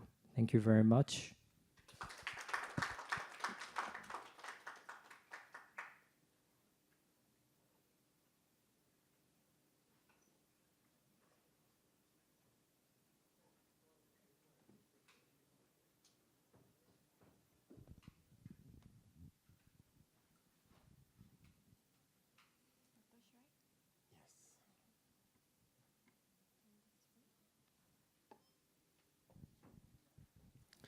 Hello, everybody. My name is Kyungmin Choi. Today I'm going to talk about the science behind PlaQube, which is manufactured in LabinCube company. So today I'm going to talk about the reinventing athletic actives with the 2025 Nobel awarded chemistry for superior outcomes and safety. Let me briefly introduce myself. I got a PhD in material science department in KAIST Korea. Then I did research in America, UC Berkeley. Then I became a professor in chemical and biological engineering department in Sungbuk Women's University in Korea. And I did a lot of research to enhance the efficacy of the active ingredient in medical devices. Then after filing of many papers, I launched my company, which is LabinCube. Now we are manufacturing PlaQube product. So the problem we focused on was the rejuvenation paradox. What we focus on and what we ask is about if acute inflammation is really necessary. So most of the conventional collagen stimulation or the rejuvenation works via this kind of pathway. So if you see in this graph, the inflammation level usually goes up in the initial period of time. So it makes a lot of a problem because it makes excessive or acute inflammations. So we believe that we need to control these kind of inflammations in the initial period of time to be moderate like this. So basically our question was, is forcing on excessive and often acute inflammation really necessary? Should we focus on creating the conditions for controlled remodeling? So let's see the cost of uncontrolled hidden inflammation. As you know, there are a lot of side effects from the acute inflammations like nodules and granulomas or edemas, something like that. And we pay a lot to remove these kind of things. So our vision was something like that. Rejuvenation should not require excessive inflammations, but create the conditions for sustained remodeling. So that's why we focus on the controlling the amount of the inflammations, especially in the initial period of time. So to make our vision come true, we developed Kubrick's technology, which is the molecular to material spacing technology. So we create and control the spaces inside of a material in different size regime. So what we can do is we can create the spaces, and we can control the size of the space in the regime of angstrom and the nano and then the micron scale. So once we have angstrom scale spaces, we have some gases product or nitric oxide inside. And once we have the nanoscale product, we can store drugs or active ingredient inside of the spaces. And once we have the microscale spaces, we can deal with protein and virus or cells. And all this Kubrick's technology was based on the metal organic framework, which is the material for the Nobel Chemistry Award last year. So based on this technology, we developed Kubrick's technology. Then in the following slide, I will show you how angstrom scale and the nanoscale, micron scale Kubrick's technology applied to our product. So usually our basic technology, which is called as MOP, is a kind of molecular buildings. We build up the apartment by using the molecule, and we control the space inside to have the drugs inside, active ingredients inside, or we can even control the behavior of the proteins and cells and the virus by having the space inside.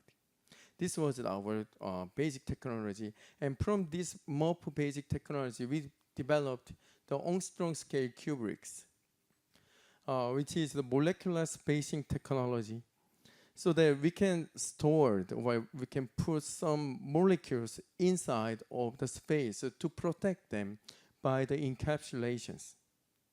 Especially for the vitamin C and the glutathione, they are known as very weak materials. So we should protect them, otherwise they lose their efficacies in the production or sterilization and the distribution process. So we developed the Kubrick's angstrom technology and have a material something like this, and we can store vitamin C inside to protect them by the encapsulations. And by this technology, we proved that the efficacy of the vitamin C was maintained even in the production and sterilization, distribution, and the storage all the way to the patient hand. And we proved this technology in our one of our SCI papers. And then what we proved is that by using the InCube technology, the efficacy of the vitamin C is maintained at least up to 200 days. If you remember, usually vitamin C lose their efficacy within several days. This is a lot. Then we combined this InCube vitamin C with the collagen stimulator, which is PLLA particles. And once we combined them, we found out that the level of the inflammation goes moderate. So blue one here is the inflammation from the commercial PLLA product. And the red one here is inflammation from our InCube vitamin C and the PLLA particles. Then the level of the inflammation goes up slowly or moderately, while conventional PLA or collagen stimulator have acute inflammations. Even if we have a lower level of inflammations, we got a higher level of collagen regenerations. So later one here shows that once we combine the PLLA with the InCube vitamin C, the collagen generation level is much higher than the conventional product. And the next level of the Kubrick's technology is nano, and we can control the particle spaces. so that we can control the proximity of the particles in between PLLA particles. So we know that many studies shows the particle aggregation, something like this, is one of the most often reason for adverse side effect. So we prevent get together. They get together and make a clusters. So by using our Kubrick's nanoscale technology, we can control the proximity of the particles. So we prevent them to be clusterized or aggregated. And then we also have another SCI papers, and we proved that Kubrick's engineered PLLA have their own shape even after the hydration or combined with the water. But conventional PLLA particles, usually they get clusterized like this, and they have irregular shapes and the particle sizes. And then we also have the experience with the mouse model. And then we also found out that the Kubrick's engineered PLLA, represented as red color, have a moderate inflammation level, while conventional PLA particles have acute or excessive amount of inflammations. But at the same time, we had the collagen evolution much higher than the conventional PLA particles. So what we know from this point was that acute inflammation is not really necessary to make a high level of the collagens. And the other level, and final level of the Kubrick's technology is micron level. So we can create micron space, micron level spaces to provide the pathway for water diffused in our product. So as you can see here in this graph, we have a lot of large scale pores, micron size pores. And by using this kind of large pores, we can make ultra fast hydrations, because this pathway can be used as a water diffused pathway. Then what we did is we minimized the hydration time. If you remember, usually the conventional product requires 4 hours or a day to be prepared with the water, but our product only requires 4 minutes. So you don't need a reservation for the patient. You can just use our product for walk-in patient. And this kind of short time preparation minimizes the exposure-related risk that can contribute to the inflammation responses. So if I summarize the Kubrick's technology, we can create the spaces and control the size of the space from the angstrom scale to the micron scales. In the angstrom scale, we delivered the active ingredient is safe by the encapsulation. In the nanoscale spacings, we prevent the particle aggregations, which is the one of the main reasons for side effect. And by having the space in micron scale, we can provide the water pathway to make a user convenience. So our product, which called as a PlaQube, have all these technologies together, from the angstrom level to the micron level. And the last year we launched the PlaQube Original, and this year we launched the PlaQube Pinkable for stronger effect. Now, 2026, we have the Exozone product. We are having the Kubrick's technology, and we also have the PDO product. So our product is now available in 36 different countries. And we are publishing the paper, but until now, we have 8 related science papers, and we also have a protein-related patent.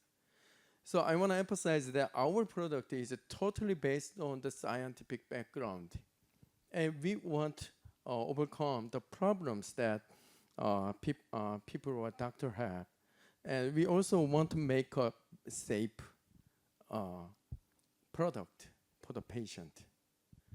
That's it. Thank you very much.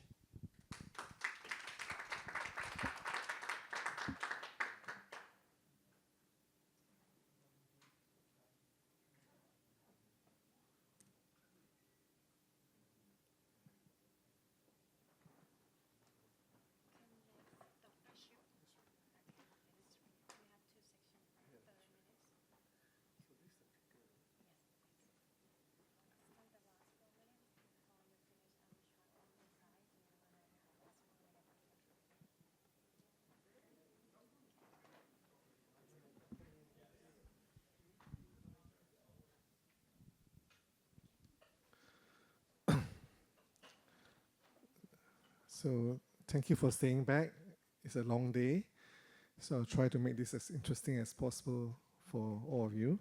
So my name is Dr. KK Chew.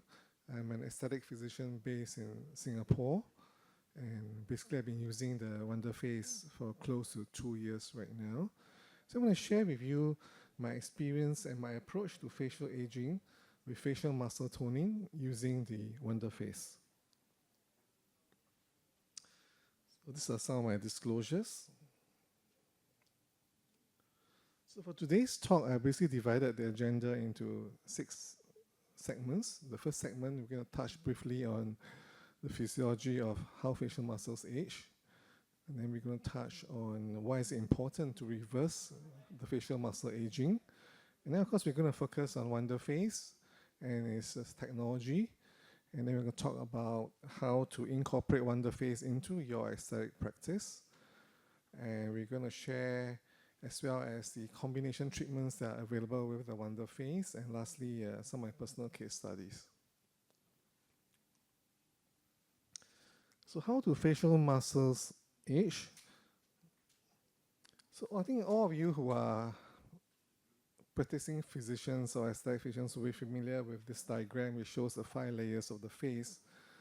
I think this 5-layer concept of facial aging has been expanded into the so-called multi-layer concept of facial rejuvenation, as well as the multi-modality concept of facial rejuvenation. I think in the past we used to be focused a lot on just the skin layer, and then we used to focus a bit on the fat layer. But right now we have a device that's able to focus on the muscle layer, and I want to let the audience know that when we talk about the muscle layer, I want us to view the muscle layer not in isolation, but as a functional unit that comprises the skin, fat, and muscle, and that's why we are getting such wonderful results. So just by focusing on the muscle layer, it's going to have some effect on the fat layer as well as the overlying skin. Okay, let's do this. Okay, I'll put in this slide because when we talk about muscle aging, most of us think of atrophy and thinning. We seldom think about muscle when we age. They actually shorten with age. So when they shorten, it becomes into what we call like a contracture-like stage.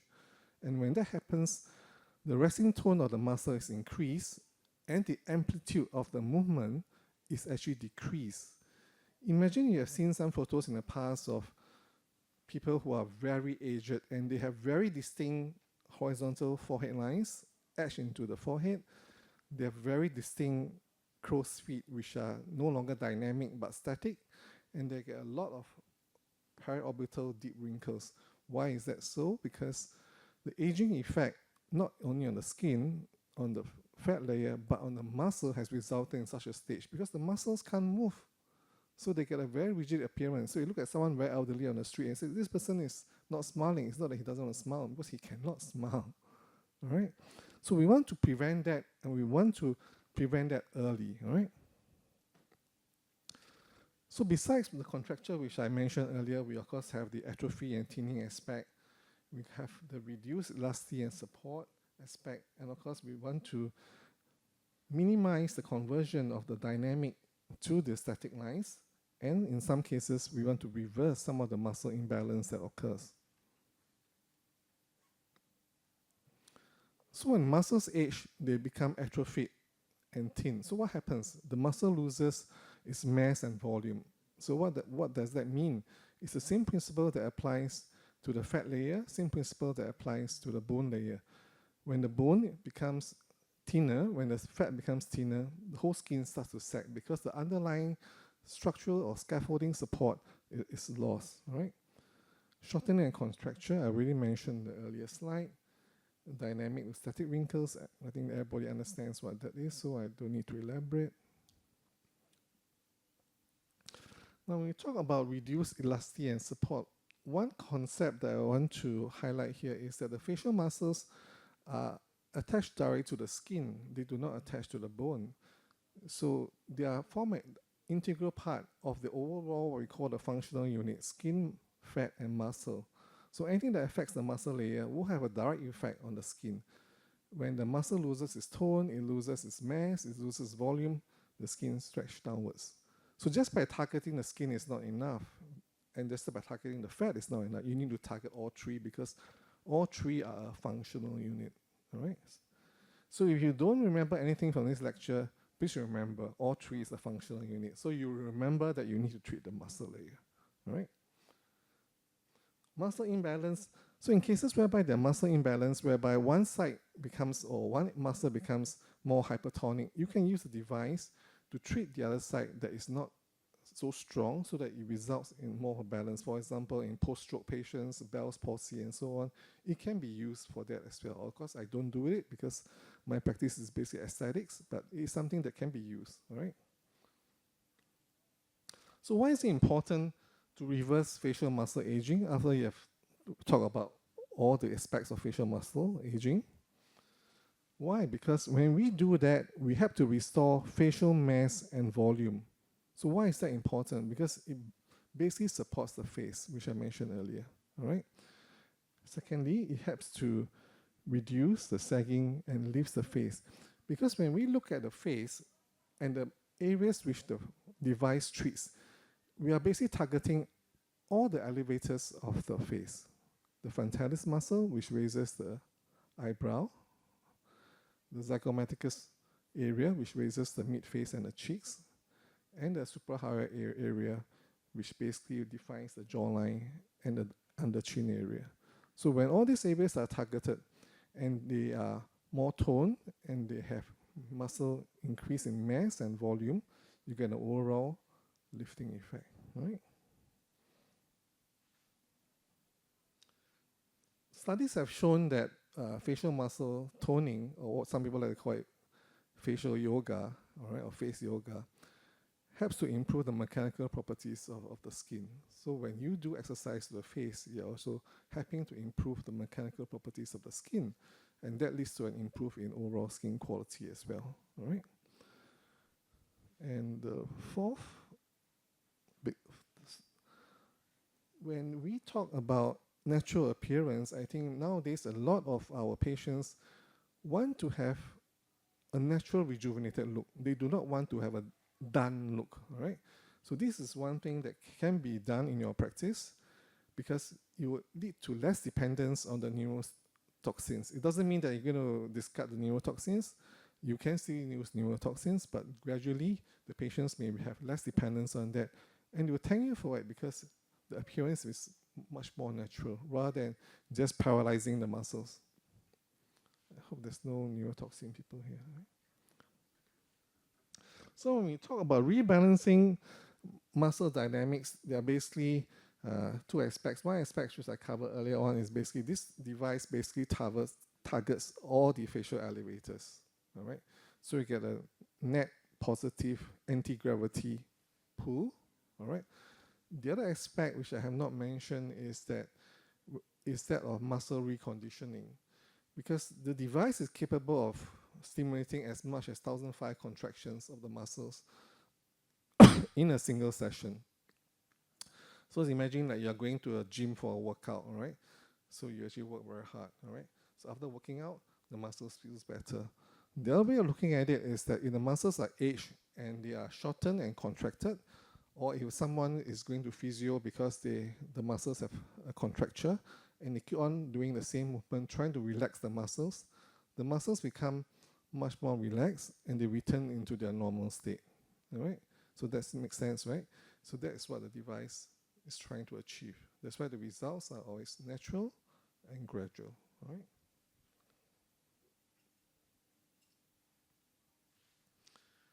Supporting the overlying structure, as I mentioned earlier, we want to think of it as a functional unit, not just as a muscle layer. So when you tone and exercise the facial muscles, you get improvement in the overlying area as well, which is basically the fat layer as well as the overlying skin.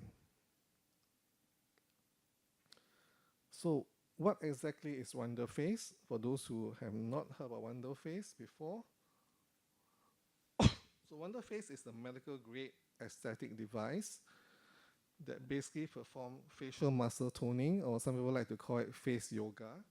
Right? So we would like to introduce the concept that facial aging is not just a chemical process. We always say facial aging is due to loss of collagen. We get collagen loss 1% per decade, and that is a chemical process, all right? But we want to introduce this as a physical process. The physical process is basically the process of muscle atrophy and how to reverse it. Of course, we must include treatments that addresses both. I'm not saying that once you do this, you can ignore the collagen biostimulators and so on. It's good to have everything, all right? That's why later on we're going to share on combination treatments, all right? So we can use WonderFace as the foundation of our facial anti-aging program with focus on the muscle layer, all right? So I hope the video works. Okay. So this is how the procedure is like. It's basically a 25-minute procedure. The good thing about this procedure, you can see I'm not in the picture. I don't do the procedure. You can still consult your patients. You can do your injections. You just have to train your therapist properly. They will do the work for you, and you are still in your practice doing other things. All right. It's very simple. You can see I hope you can see the twitching of the forehead. Yeah. So after 20 minutes, it's done. There's no downtime, hardly any discomfort, hardly any redness.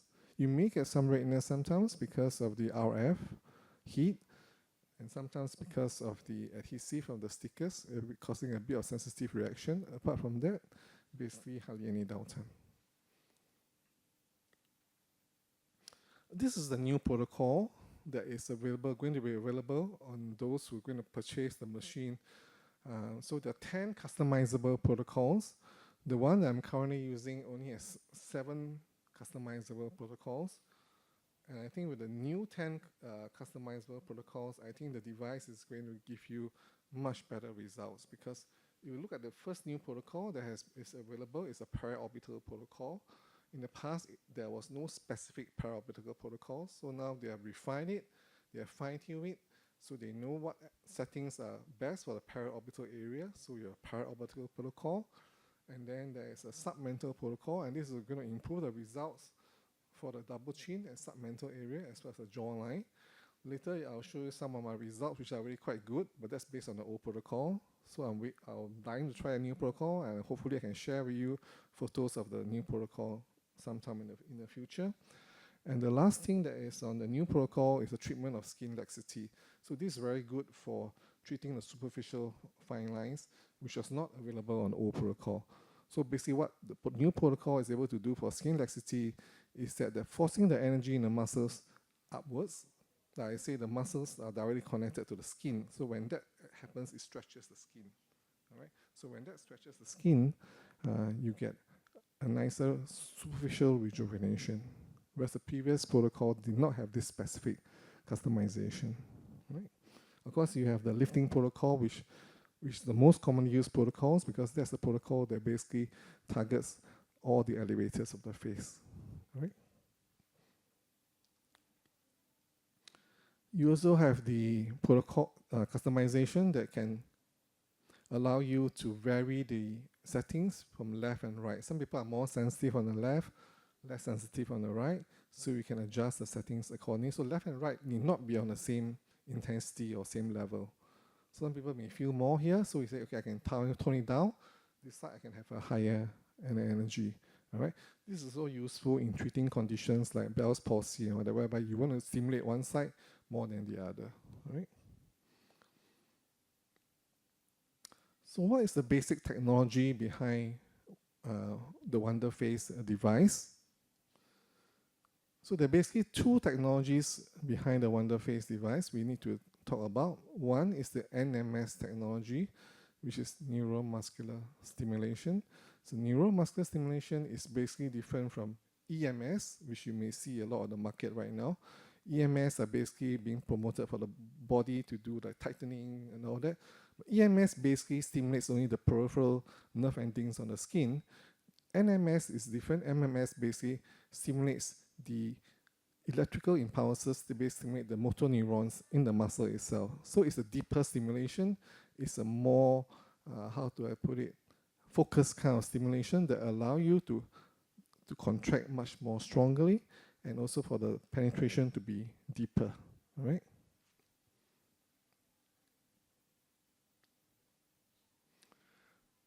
So the net effect of these two technologies, which are in Wonderface, NMS, and bipolar radio frequency, gives you a very nice synergy, because one is focusing on the muscle, one is focusing on the skin. The RF that is built into the device basically heats up the skin to 42 to or 43 to 45 degrees, which is enough to stimulate the fibroblasts to produce new collagen.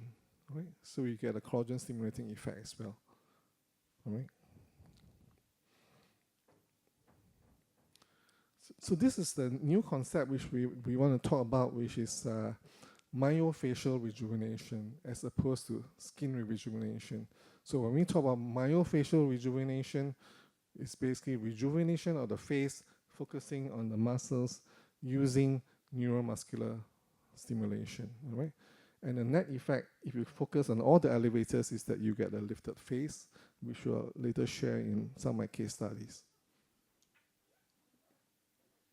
This basically is just to show something which I mentioned earlier, the effect of the bipolar radio frequency, which basically heats up the skin to 42 to 45, and you get a neocollagenesis as a result of that. This is an older slide whereby when I first started, we were only targeting 3 areas: the frontalis muscle, right, the zygomaticus complex, which is for the mid-face, as well as the submental or submaxillary area, whereby we're targeting the suprahyoid complex, all right? Now there's a new area, which is not now, I mean, it's been around for, I think, half a year to 1 year, which is the ocular area, so you're able to treat the other eye area as well. So four distinct areas, basically covering the whole face already, right?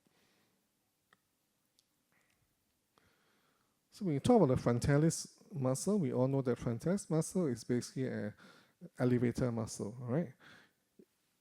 It causes you to lift your brow, right? So when the frontalis starts aging, you're going to see the conversion of a lot of the horizontal forehead dynamic lines into static lines, because as I mentioned earlier, this frontalis muscle starts to contract and become shorter.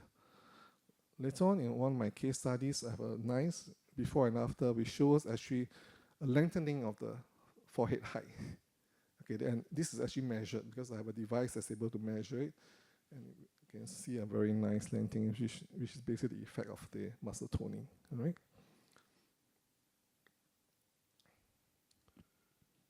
Then the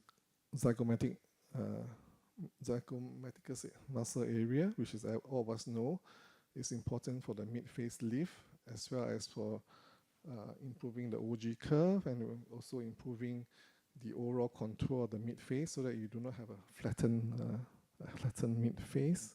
All right. So when you target this area, you're going to get nice cheek lifting. All right, as well as return of the nice OG curve. And for those who have a bit of a flattening of the mid-face, it's going to help you restore a bit, but you may, in some cases, need some volume restoration with either your fillers or your biostimulators. That's why I say it has to work in combination. All right.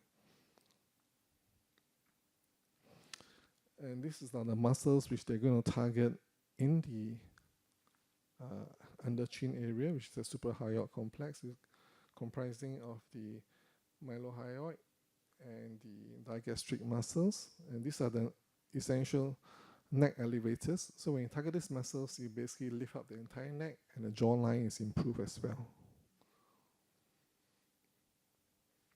This is the newer indication. It's been around for, I think, at least about close to a year already, which is the targeting the obliquus oculi muscle. So when you improve this area, what you're going to get is that you will reduce the puffiness of the area, including the puffiness due to the prolapse of the infraorbital fat pads, because they are basically strengthening the oculus oculi muscle, which basically acts as a retaining wall to prevent the prolapse of the infraorbital fat pads. All right, At the same time, when you increase the muscle tone in this area, you basically improve the lymphatic pump activity in this area. So that will reduce the puffiness.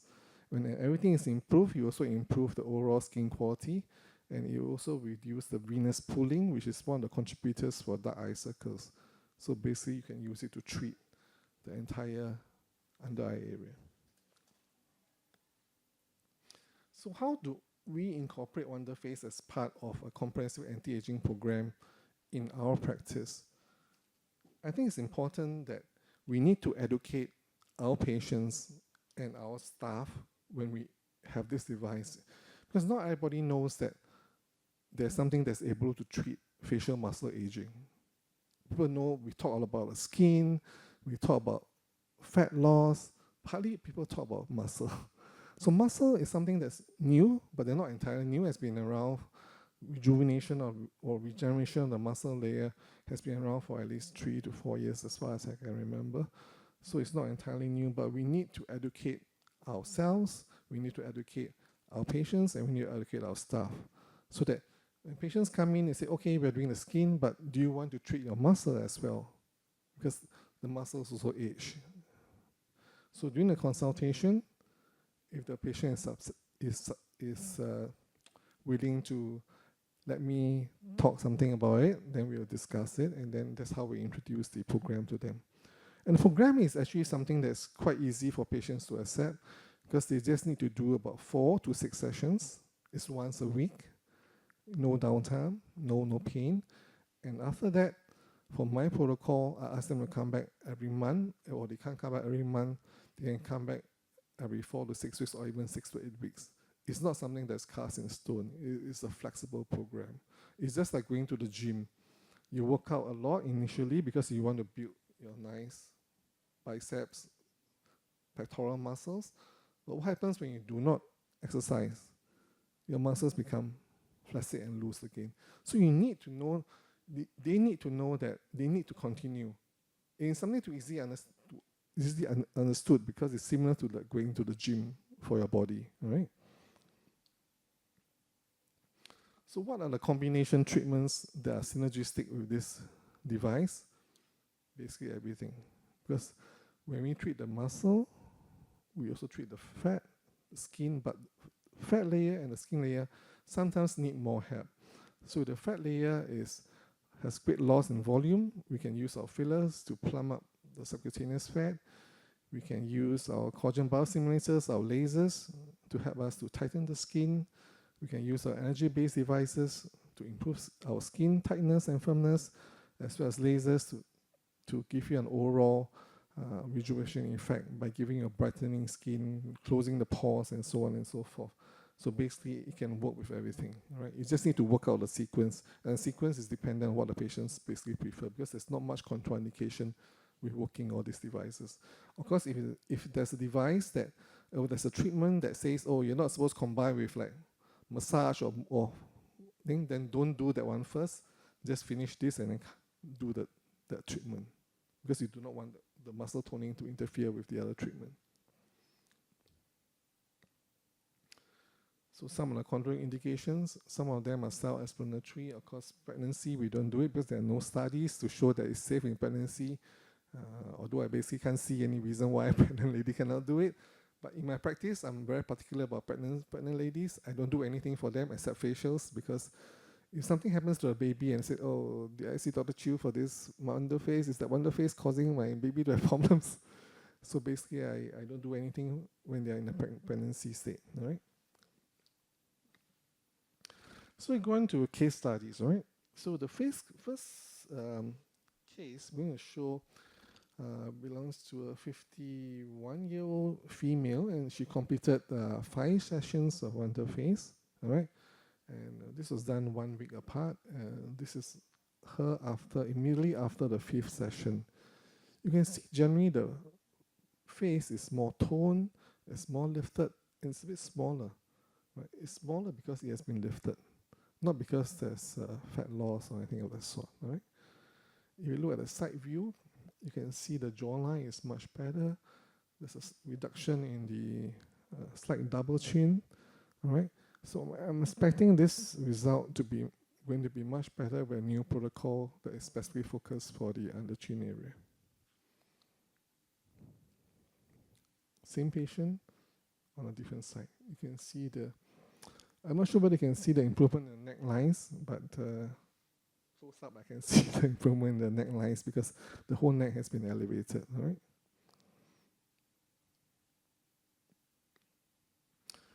Okay, this patient is much younger, 44 years old, and completed about 5 sessions, 1 week apart. All right. Again, you can see a facial slimming effect, a facial lifting effect. And this is the one whereby I was able to do the measurements. If you look at the forehead height, 59, 63. So there's actually a vertical increase in the forehead, all right, just from the wonder face. I didn't do anything else, all right.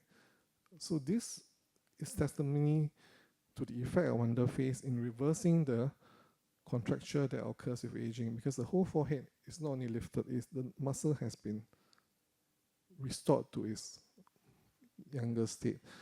If you look at the aspect here, this 26, 22. So there's a facial slimming effect. Right. This facial slimming effect is not due to fat loss, it's due to overall lifting effect. Right? So if you have something like this, it's good to have something like this in your practice. Because patients will say, I don't see anything. A lot of times they will tell you, I don't see anything. But if you show them this, they can't say, I don't see anything. In fact, this patient actually said, I don't see much. Until we showed her this, they said, oh yeah, I can see the difference in the measurements. Especially younger patients, they always say, I don't see anything.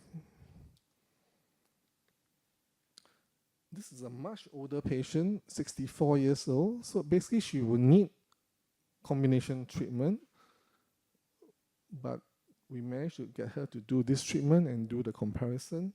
And this was 6 sessions wonder face with 6 sessions of XLEAS. For those who are not familiar with XLEAS is a BTL device, monopolar RF.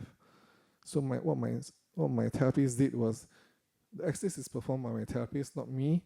They did the monopolar RF, all right? And then after that, we did the wonder face, all right? So you can see a nice improvement even for this 64-year-old lady. Here you can see the side view of this lady. You can see the whole jawline has been improved. You can see the jawline improvement from the side view as well. Younger patient, a 34-year-old male.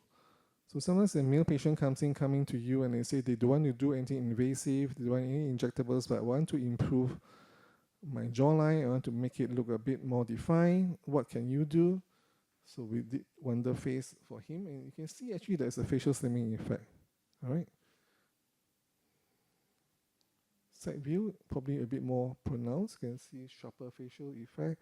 The chin looks more projected. That's because overall there's a lifting effect on the lower face.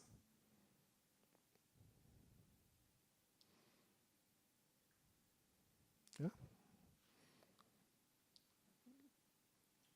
Last case. So this was a case whereby I combined HIFU and radio frequency, monopolar radio frequency. So, and 6 sessions of wonder face. So what we did was we did the HIFU first. No, sorry. She did the wonder face first, and after 3 sessions, I did the HIFU, and then she continued with another 3 sessions. That's why there's 6 sessions. And this is how she looks like. So generally, you can see the face is slimmer, it's more lifted. Side view of the same patient.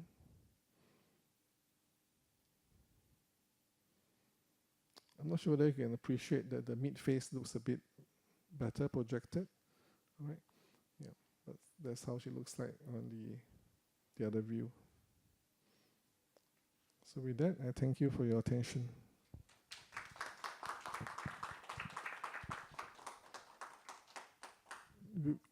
We have time for 1 minute of question. Yeah.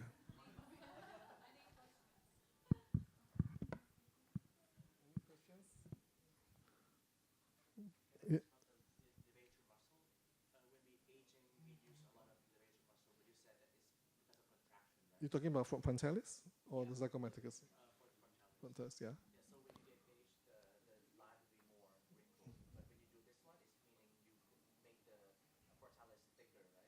Yeah, of course, the frontalis does become thicker because this is a muscle toning device.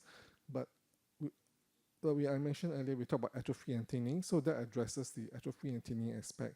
But we also want to talk about the contracture effect. So imagine if someone who is very aged, why do people, when they are very aged and they don't do any Botox, why do their lines become very deep?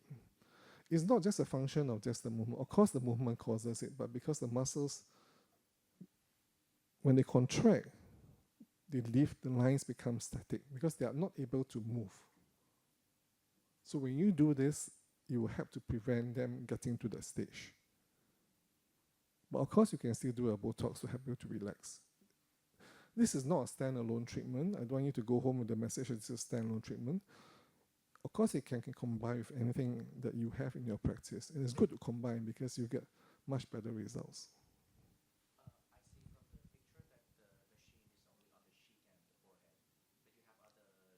Oh no, there's one here as well. And also, what about the eye? Yeah, so when you use the eye, you have to take out the one that is focusing here. If not, they tend to overlap.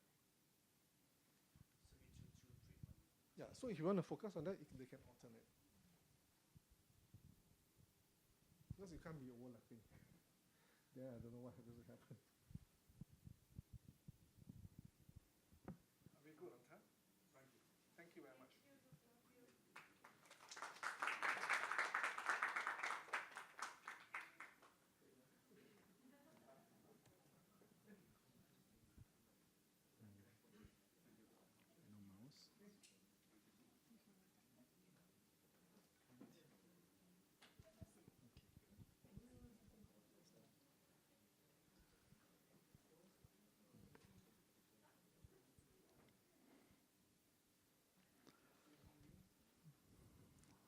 Hi, good evening, everyone. I'm happy to present in IMCAS Asia. My name is Shin Samsik. I'm a dermatologist in Seoul, and I'm the developer of the NeoSculpt Plus system. I want to introduce a new category on energy device aesthetics. We call it thermal fat remodeling, or TFR. This is not another tightening device. It is a different way to think about facial aging and about the patient we now see every day in our clinic. Let me show you why I built the device. I practiced clinical dermatologist for 30 years. In that time, I personally used over than 180 based energy devices. I have used RF, HF, lasers, and others. And after that, I came to one conclusion. I have very good tools for skin and muscle, but we have almost nothing for the layer between the dermal fat junction. This gap is why I started to develop NeoSculpt Plus. The true rejuvenation needs three things. First, we have to support the collagen scaffold. Second, we have to regenerate dermal fat layer that supports volume. And third, we need to address the muscle plan underneath. Most devices only address one layer. They tight skin, they lift muscle, or they stimulate fibroblast. But all happenings, but aging happens across all three layers at the same time. This is the gap NeoSculpt was designed to close. NeoSculpt means neo sculpture. We look at the aged face. The change is not just the skin. They change in the fat. The fat is the aging compartment problem. So we want to reverse it. We have to treat the fat, not just the skin.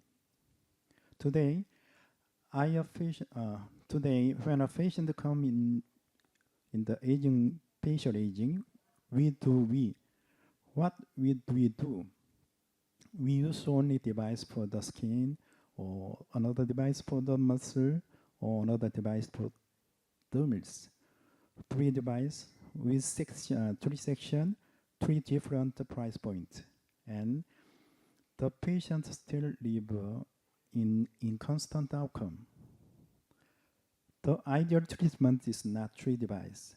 It is regenerated in one device, one paradigm, one thermal window will trigger regeneration in the layer we have not been able to reach. That is a goal NeoSculpt world built around. This is the device we built to make the ideal possible.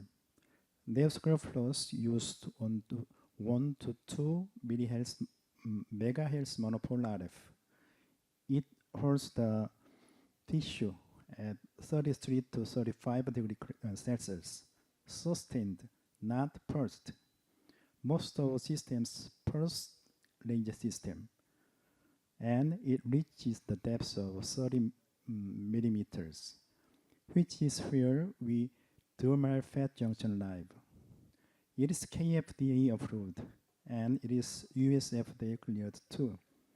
No anesthesia is required. Treatments done in the office in about totally 15 or 30 minutes. As you know the mechanism, energy device like this. Nowadays, all of this area, not this area, the more than 50 temperature, irreversible denaturation, and more than 60 is coagulation. But 33 to 35 degrees is reversible denaturation.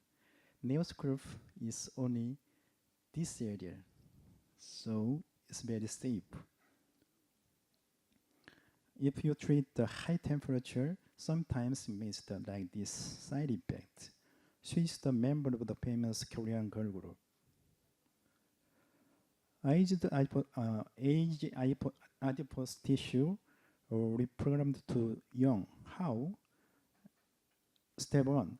At 33 to 35 degrees sustained, aged adipocytes undergo programmed apoptosis. They are not destroyed. They are gracefully cleared. Second, the macrophage remove in and remove the apoptotic cells. This is the clearance phase. Step 3, the local stem cell niche reactivate. The mature fibroblast in the dermis reverted to the more potent state, multipotent state.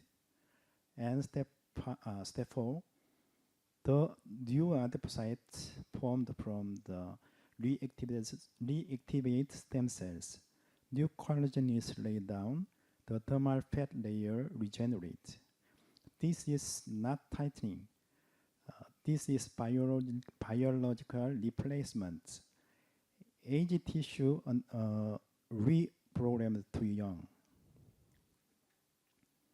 NeoSculpt acts through 4 mechanism pillars. First, thermal biology. The thermal, subthermal windows at 43 to 45 degrees. The second, P38 MAPK pathway. This activates stress response and induces controls of apoptosis. Third, the PRP-V1 channels. The same channel that responds to temperature and capsaicin. They are cellular sensors that translate heat to regenerative signals. And the first, mesenchymal stem cell activation, the reprogrammed step that gives us a new tissue. 4 pillars, 1 mechanism, all published. The most important biology is this slide. On the left side, mesenchymal stem cell can become collagen, fat cell, bone, and connective tissues. On the right side, human fibroblast can be turned into induced mesenchymal stem cell-like cells in just 6 days with the right chemical signals. Our Neosculpt mechanism is consistent with this reprogrammed literature.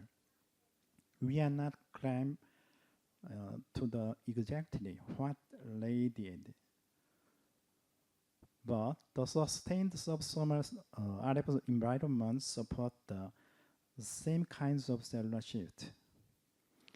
Fibroblasts can return to a multipotent state, and from that state, they can become new adipocytes, which is exactly what we need to dermal fat regeneration.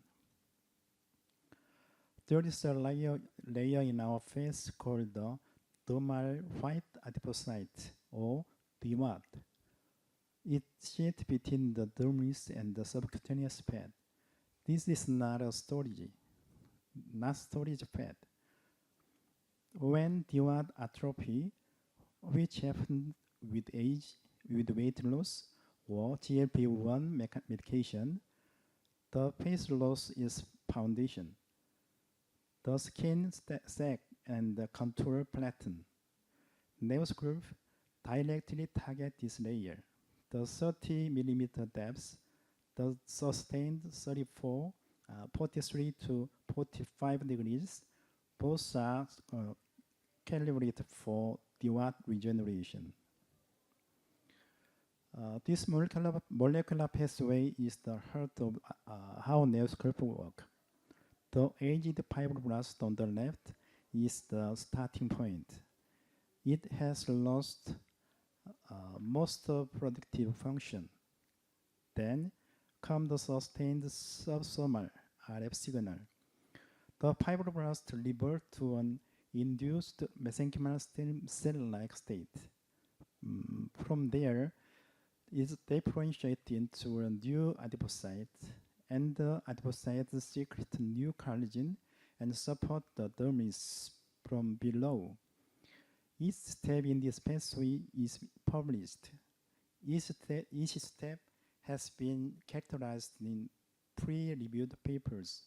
This is not a theory, this is a mechanism. The mechanism I have just described and published.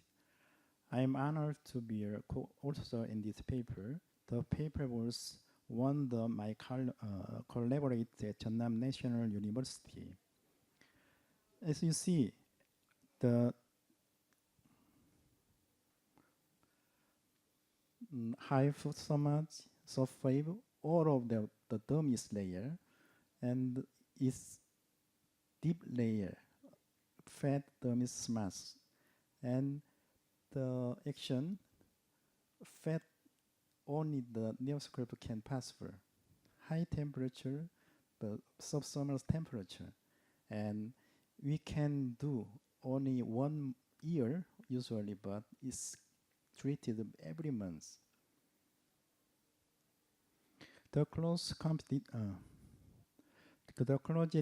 in the Ozempic face market in immoditide, so let me address it directly. Bodytite is invasive.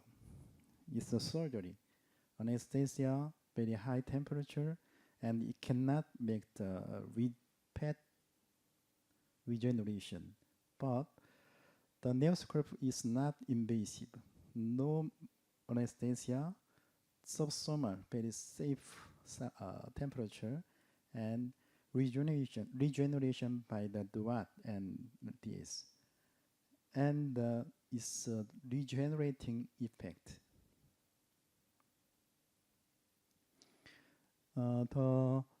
Here the result from our prospective study, N equals 20 patients, 6 months follow-up. The site was Seoul National University, Bundang Hospital, and our clinic. The study was evaluator blinded and trend compliant. Gaze is at 6 months. It was like this, and the pain is like this.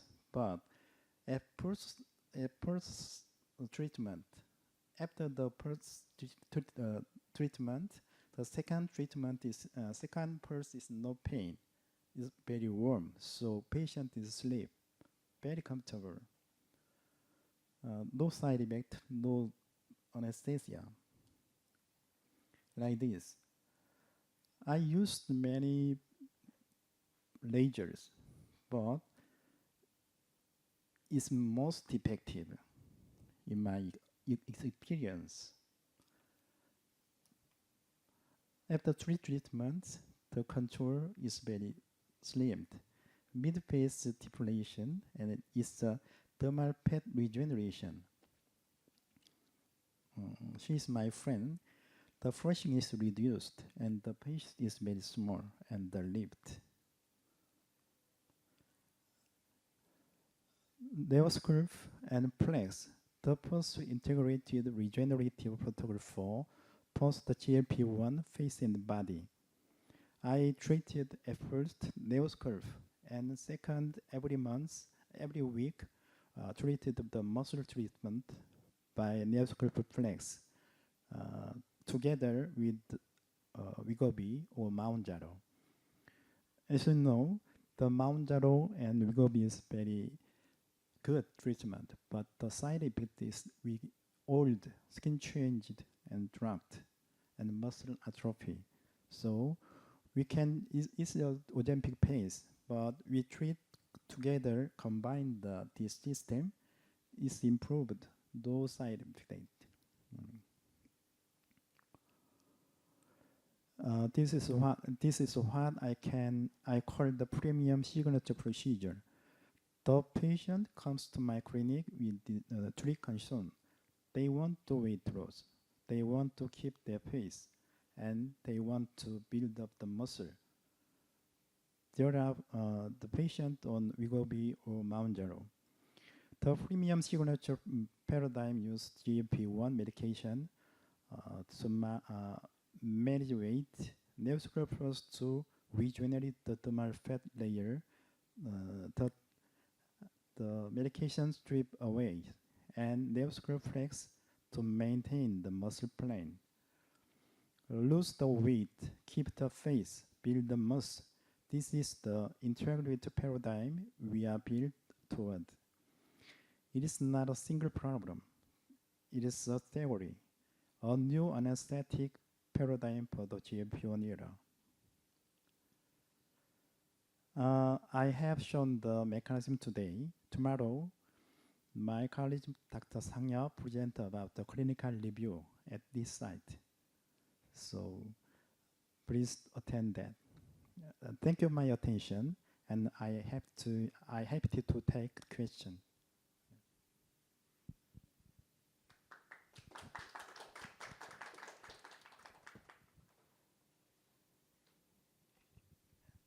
No question? English is very difficult. Yeah. Any question? Take them. In my clinic, I treat more than 3,500 very many patients. Yeah.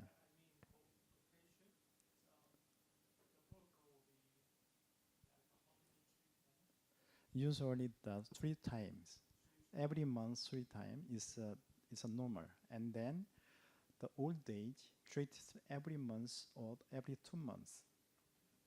The 60 years old, if you treat the Samaj ulcera, no effect. But after that treatment, especially old age, they become more younger and younger. So they come back. They want to treat every month because no pain.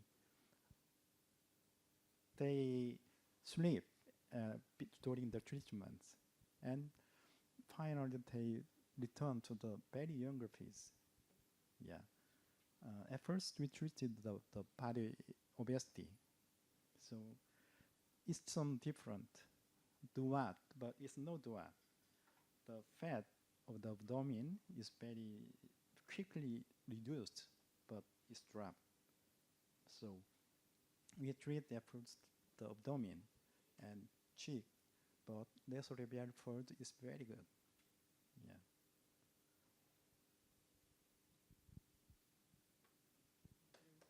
Thank you.